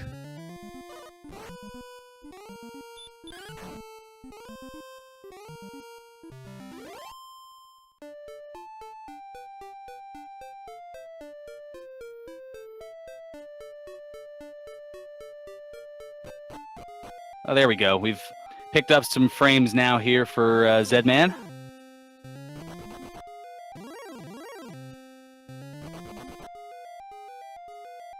And he's swatting at a knight, probably to avoid having to run away.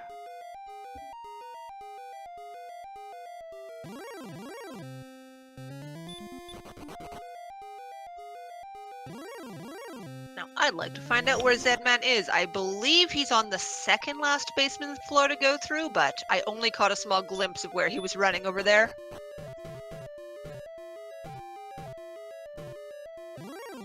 Right now he's going toe-to-toe with a droll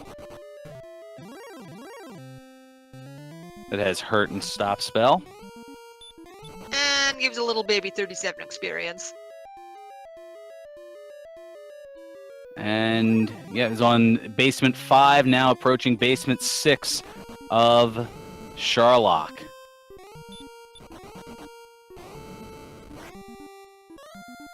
Also avoiding the Charlock treasury and trying to beeline it right to Dragon Lord.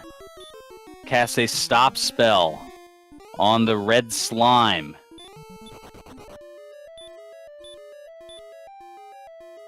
And the Datyedyeguy avoiding a death.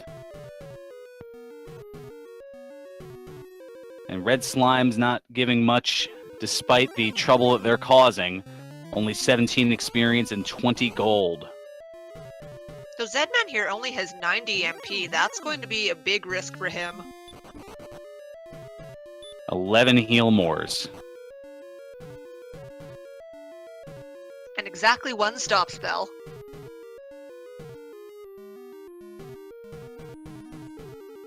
Well, we have seen 1 be the loneliest and luckiest number for some here. In fact, High Spirits in our first Scorpion Stepladder match just 3 nights ago was able to cast 1 stop spell as soon as he found out that heal was being used by Dragon Lord 2, and that propelled him to victory over Lord of the Synth. And now he moves on to the second round to face Janus. The winner of this will go on in the quarterfinals, the Axe Knight round, to take on the number 2 seed McGrew, the creator of Dragon Warrior Randomizer. And Zman encounters the Armored Knight, who runs away. I think for this seed, we're going to call him Brave Sir Robin.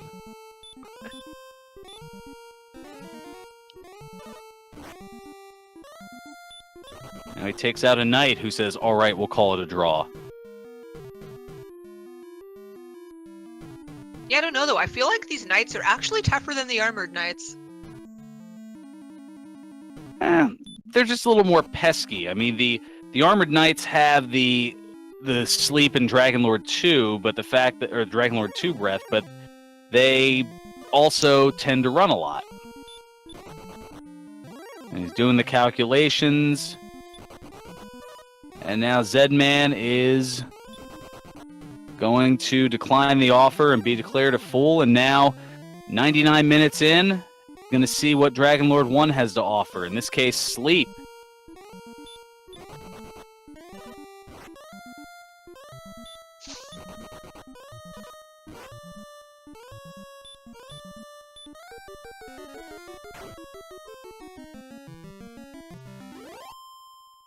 Meanwhile, on the other side, Datyedyeguy having a very dangerous run-in with a knight, but uses a Hermore to defeat him right away.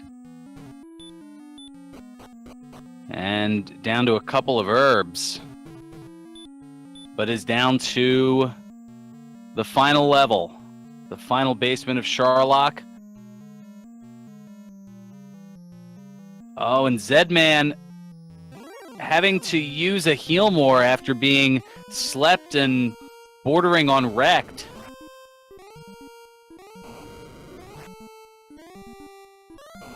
Almost being wrecked by acupuncture needles in this case. Ooh. But on the other side, Datyedyeguy gets taken out by the fire damage of a red slime. And immediately resets.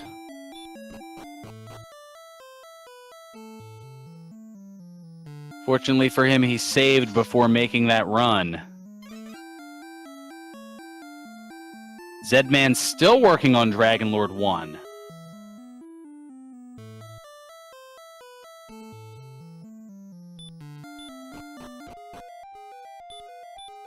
I'm curious what their attempts will be for the second try of Dragon Lord 1, if that becomes a thing. But Well, he has what we made know it about to the Dragon Lord 2.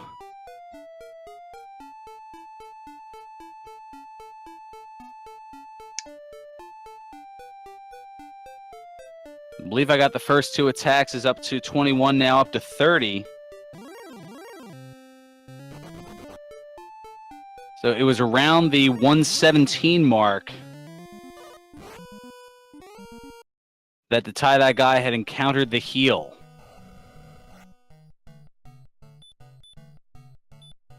Yeah, the good news is that means you're close to defeating the Dragon Lord. The bad news is, especially with the stop spell resistance, you're gonna have a bad time, especially if you've already used some of your MP. And of course, the first Dragon Lord is not going to be kind with that.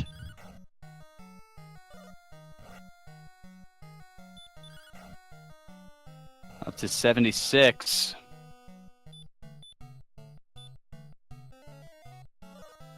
Now at 89, down to 4 heal mores. A nice high roll of 15. So he's up to 104.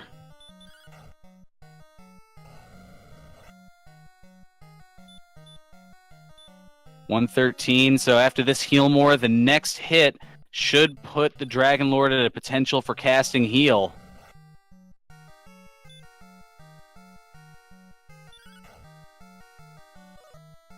Opts to go for it at 54. It's up to 128 and still hasn't cast it. But down to his last heal more. And there's the heal. Ooh. So now what do you do if you're Zedman? You have exactly 1 heal more left. But if you cast Stop Spell, you aren't able to heal again, and he opts to cast Heal More. So now he has no way of stopping his spell, and if the Dragon Lord keeps casting Heal, it's just another couple of attacks away from certain death for Zedman.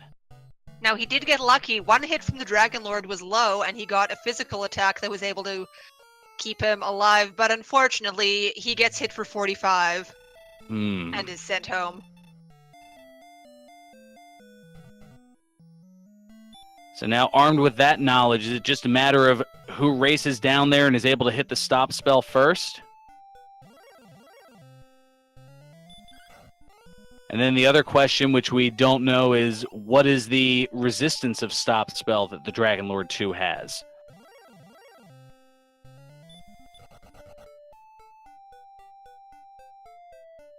It also depends on your Dragon Lord 1 plan.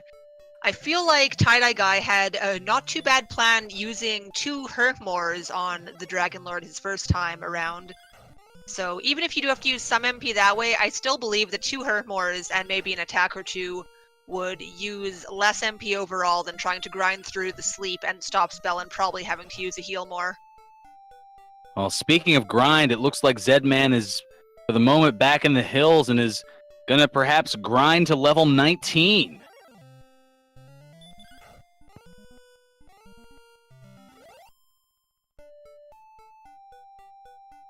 I mean, he knew where that spot was. He was able to catch up in terms of experience pretty quickly. And if the Datyedyeguy has another failed run, and Zman gets up to 19, and who knows what that's going to bring as far as a level up. And I also recall this spot was very close to Tantagel, so even walking-wise, he's not that far off from the path back to Charlock anyway.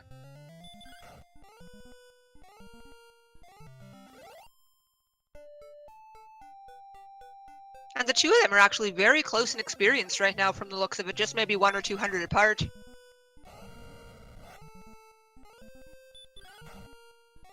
Yeah, it looks like about a 192 experience difference. Zman is ahead now in the experience.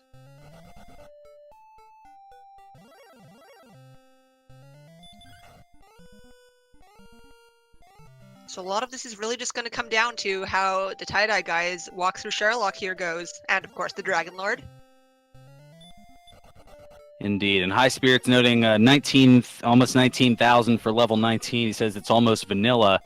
It's certainly been a dubious way of getting there. It only took about 26 to 2,700 experience to get from level 1 to 15. But since then, it took another 3,700 to get to 16, then another 6,300 to get to 17, a little over 1,000, about 1,280 to get to level 18, and then from there, almost another 5,000 to get from 18 to 19.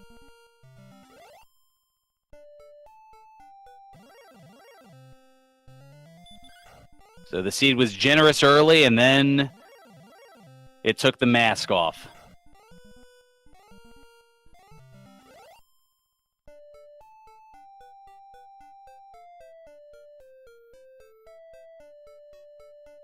But Zman has found a nice spot in the hills here, able to take out some Demon Knights as well as some Magidrakes, occasionally running into Ghosts as well that give about 156.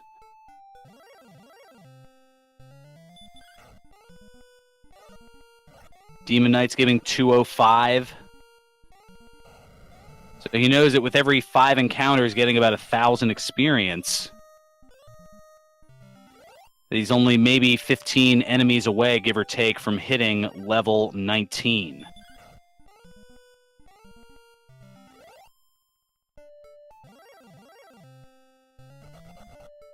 And the Datyedyeguy has found a red slime that hits the Wombo combo, that Sleep and Dragon Lord Breath. Able to run away this time using an herb.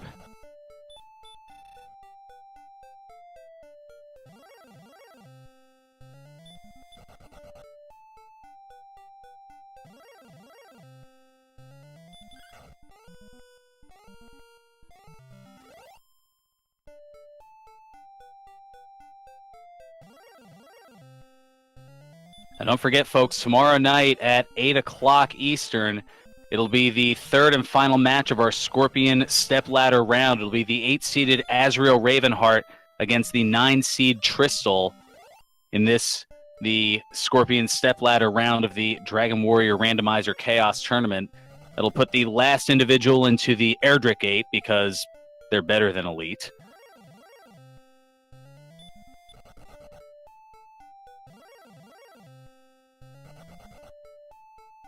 And that will be here among the Randomania networks.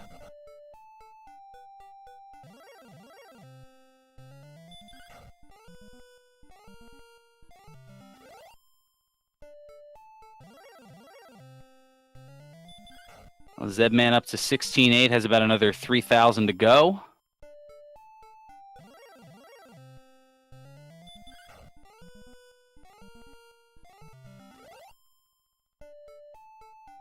And a Datyedyeguy about to approach Bravely Brave Sir Robin, the Armored Knight.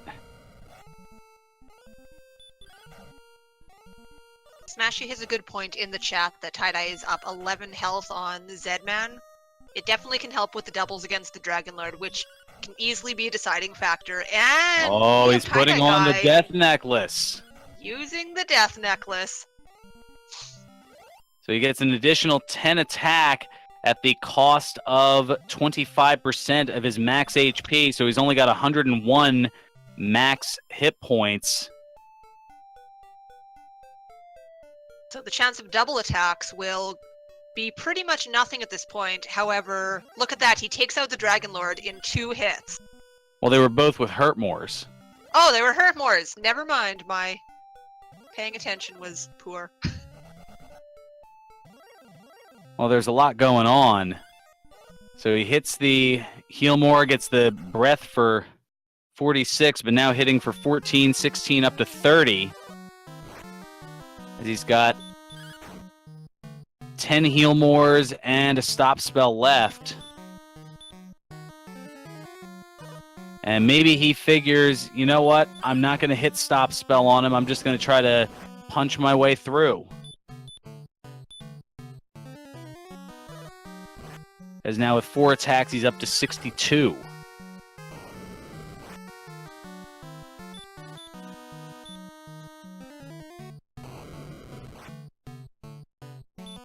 All of his hits thus far have been in the teens. And there's my commentator's curse for the night.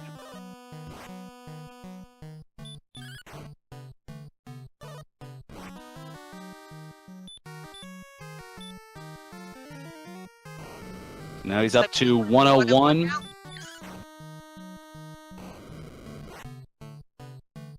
So very soon the Dragon Lord is probably going to be starting to cast heal.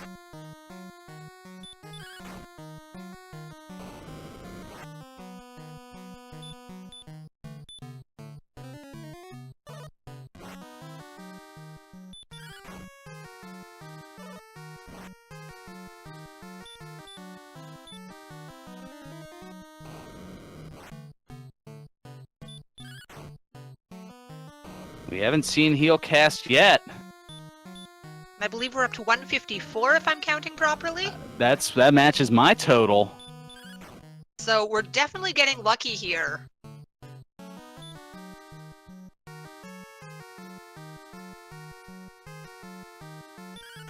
Oh, now the decision comes in, and he takes a last swipe, and he risks it and takes it. Wow, very good thought process on his part, I'd say. He knew he was up to 169, and that potentially one last swipe, given where he had healed around the 117 mark, was enough. And ladies and gentlemen, get out your GGs. The tie-dye guy is going to take this here with an official SRL time of 1 hour, 53 minutes, and 8 seconds.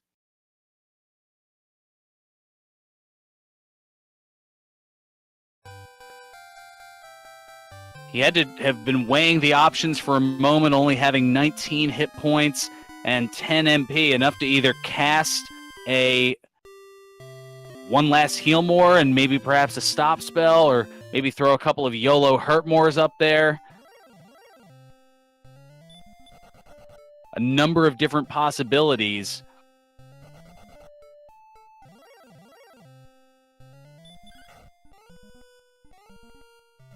And it was a risk-reward factor.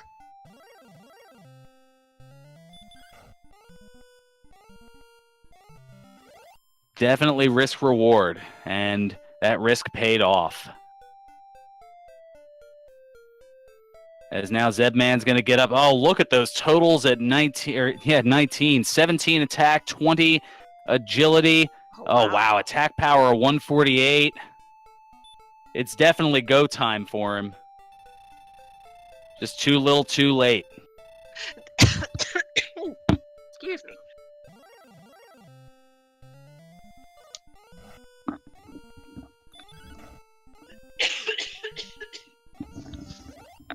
Well, as Sparkover is choked up by the finish here, I'm not sure what else to say. Hopefully, we'll be hearing from the tie-dye guy shortly, as he will now advance on to take on McGrew.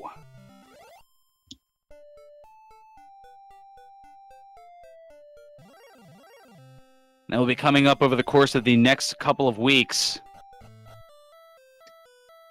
Here among the Randomania networks, there will be a brief pause in the tournament starting this Friday. And the reason for that is starting this Friday, March 23rd through Saturday, March 31st, it'll be the Randomania Marathon.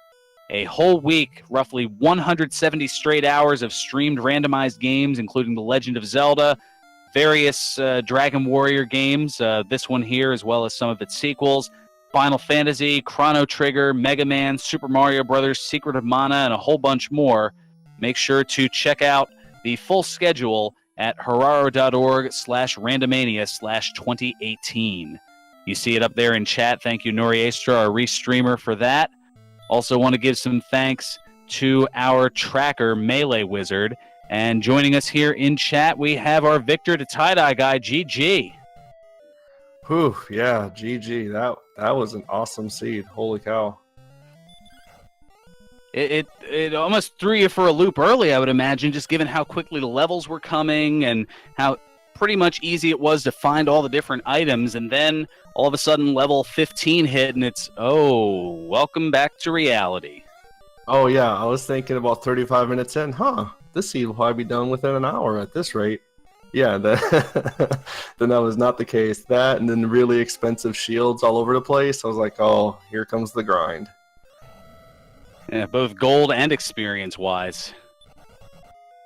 But yeah, you had a little. It was one of those things where your advantage slowly crept up over the course of the game. You were pretty even on for the first 5 levels. Probably the first. Actually, you'd almost simultaneously hit level 6 at the exact same time.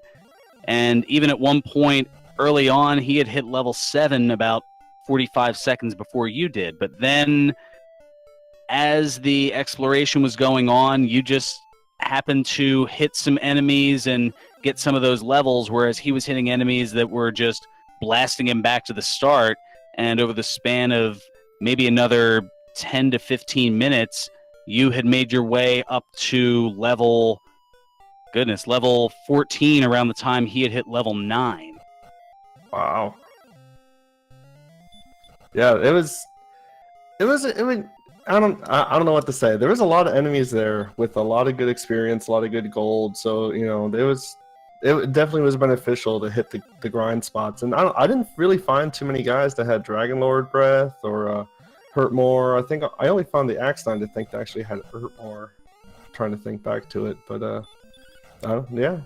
I don't know what to say. It was just, I didn't have too much trouble exploring and everything else. I goofed one time on my notes, forgetting where the Silver Shield was, but yeah, once I hit level 7, 8 and decided it was time to go, it was pretty easy going. Yeah, that was something that we here in commentary had thought was a bit curious, in that you had gone to Cantlin and you were looking for the shield. You saw the upper shop, and rather than checking either of the other 2 shops, you just opted to cast Return and go to, I guess it was the town that you knew had it, as opposed to thinking, well, let me check these other 2. They're right here.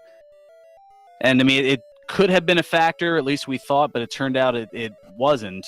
But that gave Zedman just a little bit longer to catch up in terms of experience. He at the moment is in Charlock. He actually, after taking a couple of deaths, decided to grind up to level 19, where there was a huge attack and response speed boost. I think it was 17 attack and 20 agility. Oh wow. Yeah, it was. So he looked at those. I mean, he's heading down there now with 148 attack power, so he's going to be hitting between 12 and 24 without the death necklace. Yeah, he should get it then. Yeah, that Dragon Lord fight was, holy cow. That was something too. There's a lot of, I don't know what to say. I keep saying something, but I don't know. The other, and this is something that chat's kind of bringing up as well, was I don't know if this was luck necessarily or just rolling the right odds a number of times, but in that second fight, I think maybe once did the Dragon Lord hit heal. I don't even think he did that second. It did at all. No, actually, I don't think it did at all. That's right, because that's how I was able to keep track of the numbers, because we saw that it was around the 100 and, by our count, I think we had 117, but as I look at it, I think we might have missed one. where it had started to cast heal on you. And then this time around, I mean, you got up to 179 before you were able to take him out. Yeah, and I wondered what the soft spell resistance was. I tried it, I think, once or twice. And I was like, yeah, this ain't going to work. I'm just going to have to power through it. And I pretty much resigned that first fight to not being able to finish him off. Because he seemed like he had a really high cast rate to heal. But yeah, that second fight, nothing at all. Just lucked out. And that last hit, too, judging the hit versus the heal more, that was... Yeah, I was sweating that. It was that question. It was weighing the decision of, all right, you had 19 hit points and 10 MP left, and it was kind of like, all right, do I use my last heal more and maybe throw a stop spell out there? Do I throw a couple of YOLO hurt mores? Yeah, it was interesting to see that kind of hesitation and thought process, and you thought, all right, well, I'm pretty sure that I'm one hit away. Let me just go for it. And that more guts than brains strategy decided that winning your favor now. Yeah, oof. I'm still a little shaken from that. That was that was a tense moment. Well, now you get a little bit of time to recover here as you'll be advancing into the Erdrix 8, the Axe Knight round, the quarterfinals. You'll be taking on the 2-seed McGrew. Any thoughts on that? I hope that we give it a good race and put on a good show for folks. Yep, and I believe that there's a little bit of a window depending on availability. Now that you know what this is, I guess you can collaborate with McGrew. And I believe starting this Wednesday and Thursday, there's the potential for some of the matches, and then the remainder of the quarterfinal matches will occur starting April 2nd, following the Randomania Marathon, as well as we're not going to have any races on Easter Sunday, but so April 2nd, that the beginning of that week, that'll be the time for the remainder of the quarterfinal matches. I think we'll be able to sneak one in given McGrew's schedule, but yeah, I'll follow up with him and see what he says. Yeah, and that's something to pay attention to among the Randomania networks, as well as Randomizer Mania on Twitter, be able to get the updates on when things are going on, as Zedman now looks to be in the penultimate basement in Charlock. Yeah, notice with this seed, I think you'd briefly gone into the mountain cave and realized, I don't have to be here. So you just quickly walked right back on out. Yeah, I was debating on, should I even look for the fighter's ring or, but no, my attack seemed pretty good, so it didn't seem worth it. And then I was thinking, with the gold grind, if I hit the level, I'm sure there's a lot of gold chests in that mountain cave. That might be something thinking about what's the cost benefit of, gold grinding in the mountain cave like that. But ended up not being necessary, thankfully. Yeah, and how about the ever rare occurrence in Garenham of... as we refer to it here, a little Joker's Wild reference of spinning Magic Key, and Magic Key in the three chests in Garenham. I saw that and I was like, wait a second, I must have 6 herbs. No, I don't have 6 herbs. They're all just sitting in there. Yeah, I've never seen that. This has been a tournament of firsts, to say the least. That just threw me for a little bit of a loop. But yeah, the item find was good. Nobody bothered with the overworld spot. For all we know, there may have been coordinates, there may not have been, but it wasn't needed, as both of you had found Erdrick's armor and pretty much within 20 seconds of one another.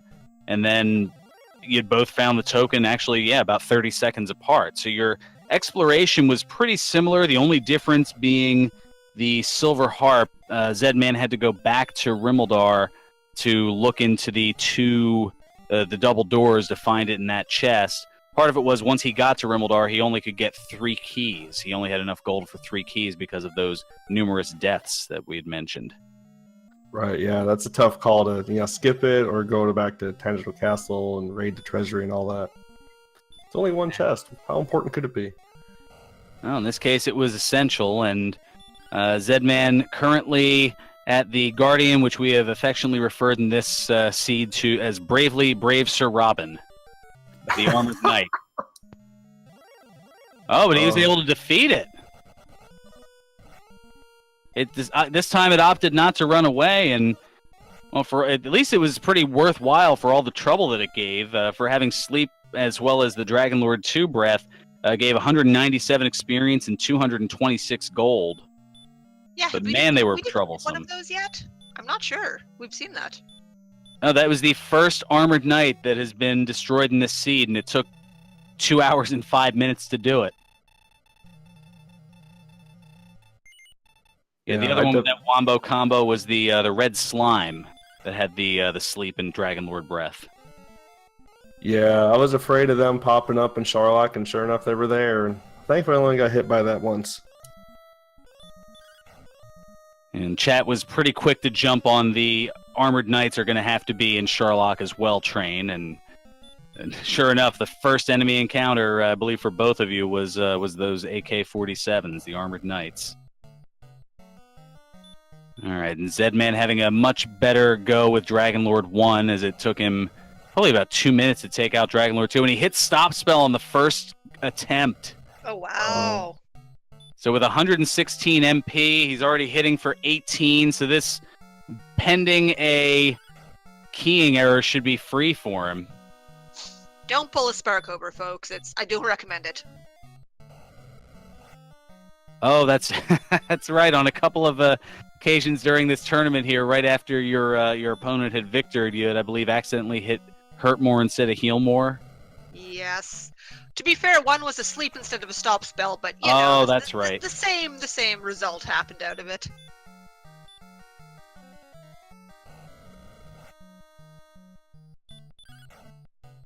So yeah, 84 MP left, and yeah, hitting for so far a range of 12 to 18 in his 5 attacks thus far. I take it he's seen the heal already, right?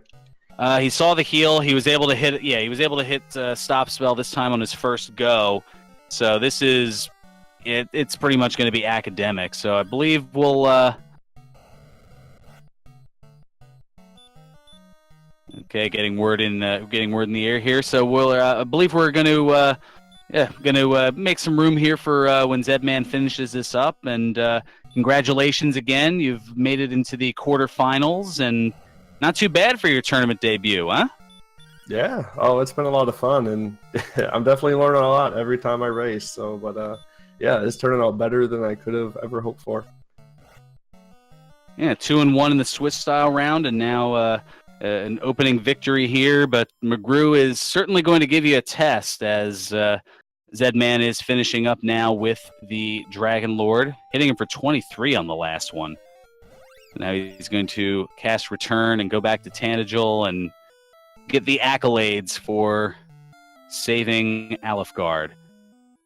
And feel free in chat to give those accolades as well. Give your GGs to Z-Man, who has certainly done a fantastic job laboring here and is going to finish up this race with an official SRL time of 2 hours, 8 minutes, and 23 seconds. A 15-minute and 15-second differential.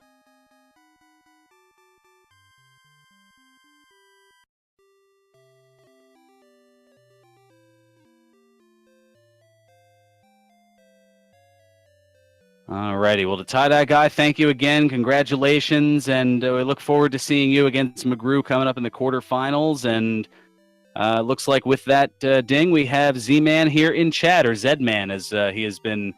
I've been going back and forth with it all. Referred to today.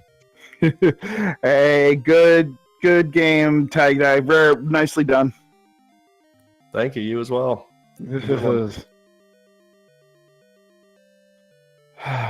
All right, so what happened to me there?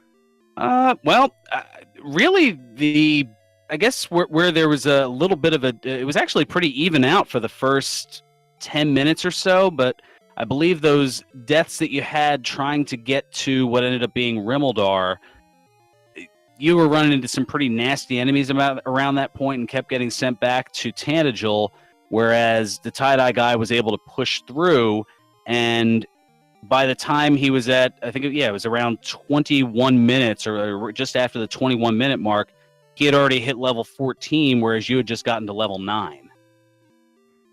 Oof, yeah. RNGesus was not very kind to me pretty much throughout. I mean, all you got to do is just look at my 2 Charlock dives. The first Charlock dive, I hit Dragon Lord with, 70 HP? The second, or 70 MP? The second one, I hit him with, 120? So, yeah. Definitely that was definitely a differential as well. And part of it also, I guess, was having to double back to Rimmeldar. Probably, as I'm looking here, maybe give or take about a 25-minute differential from when you were able to double back to pick up the Silver Harp. Yeah. As you only were able to get 3 keys, I believe, due to the limited gold that you had once you hit Rimmeldar. Well, you know what? I can't be too upset. I made the bracket. I'm happy with that.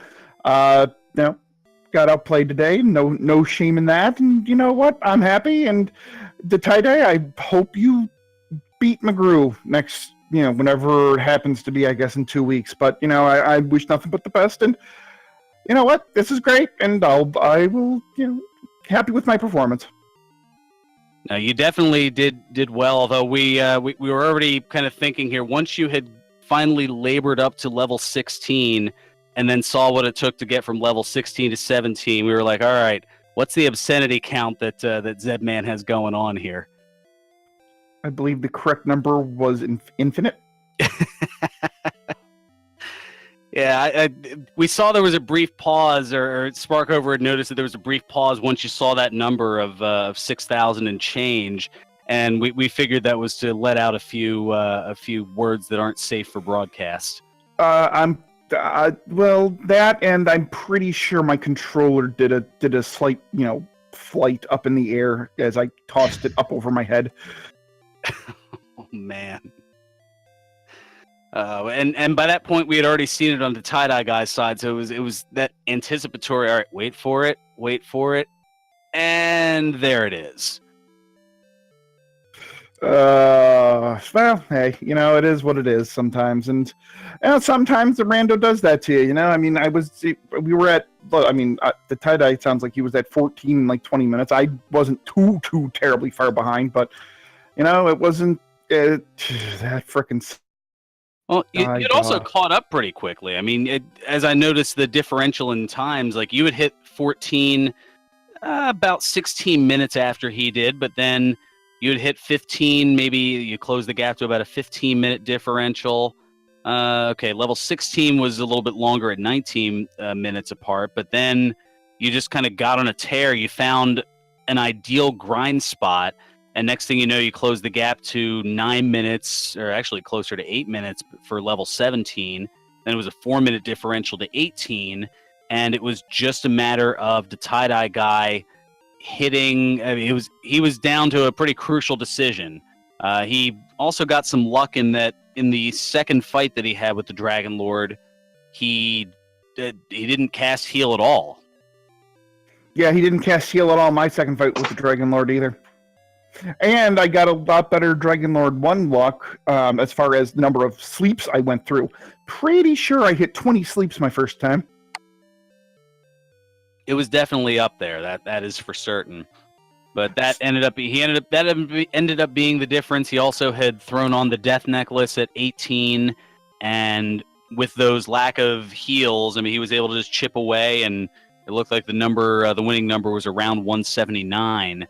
That he was able to take him out, and he had hit 169 and was down to 19 hit points and 10 MP, and had that brief decision of, all right, do I use my last heal more here? Do I try a stop spell because he hasn't done anything yet? Do I go with a YOLO hurt more? And he opted to swing, and it happened to be enough, and that took him out, and that was what gave him the victory. So I don't think it was anything of a misplaying on your point. It was just a couple of decisions that could have gone either way. Yeah, so, Teddy, where did you wind up grinding? Because I had a heck of a time finding your grind spot. I ended up going near Breckenary there. They had Poltergeists and Wraith Knights over there, all giving around 200 experience, plus good gold amounts as well. And Drakeys, if you can find them. Okay. See, I went first I went, I think, east of Rimmeldar with the Poltergeist, but then I found a spot south of Tantagel that had ghosts and Magidrakis and Demon Knights, which all gave, over 150. So I didn't think my grind spot was that good because they all kept running away from me. So I figured, I didn't think it was that good, but I don't know. It was very efficient for you, I will say that. It did allow you to close the gap, because at one point there was about a 4,000 experience gap, and you did close it in at a pretty quick clip. I believe all the while, the Tie-Dye guy, I think he was looking for where the Rainbow Drop Cave was. Or trying to remember. I was buying the Silver Shield. And that's where it was. You were buying the Silver Shield. Okay. Because there was a little bit of travel, so I guess it was the Silver Shield grind and where that was, and then going from there back to Garenham to get the Rainbow Drop. So this is gonna bug me, and this is one of the downsides to not taking good notes. Was Breckenridge on the main continent with Tantagel, or was it past the Swamp Cave? It was on the main continent, it was on the main continent. East all the way. Okay, 'cause for some reason I didn't want to put on the Death Necklace because I thought it was over on the second continent, like south of the Swamp Cave, on the second continent. But I guess I misremembered. I don't know. I keep track of a lot of things, but I will admit that the map is not one of them. I've got this chart here I've been jotting down all throughout of what enemies have what experience gold, and who has Dragon Lord Breath, and who has Sleep, and who has Baby Breath, and all these different things. But yeah, the mapping, I couldn't tell you the first thing about it. I think there was coal was down there past the Tablet Cave, but yeah. That was, I think, utilized just once, and that was to search for the armor, and then off you go. So yeah, I believe that, congratulations to both. Great race, and looking forward to more here, as actually we're just, a little less than 21 hours away from our final Scorpion Stepladder match. Tomorrow at 8 p.m. Eastern, it's going to be the 8-seeded Azrael Ravenheart against the 9-seeded Tristal. That'll be the final match of the Scorpion Stepladder round here in the Dragon Warrior Randomizer Chaos Tournament. Don't forget, starting this Friday, the 23rd, through Saturday, March 31st, it'll be the Randomania Marathon, a whole week, roughly 170 straight hours of streamed randomized games, including The Legend of Zelda, Dragon Warrior, Final Fantasy, Mega Man, Chrono Trigger, Super Mario Bros., Secret of Mana, and a whole bunch more. You can check out the full schedule. It's on there at the chat at hararo.org/randomania/2018. And also check out the Randomania Network schedule for race dates, including the Pokemon Crystal Cinco Bingo Tournament, as well as Zelda 2 Randomizer, Final Fantasy 1 Randomizer, and a whole bunch more. And also make sure to give all these fine folks a follow here. Our two racers, Z-Man or Zedman, depending on which country you're from. Z-Man, as well as the Datyedyeguy. Also want to give props to our restreamer, Noriestra, as well as our tracker, Melee Wizard. And, of course, my co-commentator here, Sparkover, who's been doing a fantastic job. So make sure to give all those fine folks a follow. And also for info on the tournament, the link is there in chat, as well as the schedule. And if you want to give this game a try yourself, whether it be Chaos or Standard, the link is in the chat to download the game. And you can also join the friendly folks who play this game on the Discord as well. Sparkover, any final thoughts here?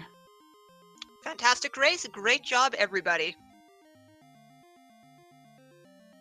Alrighty, well, that's, as I said, that's going to just about do it for us here.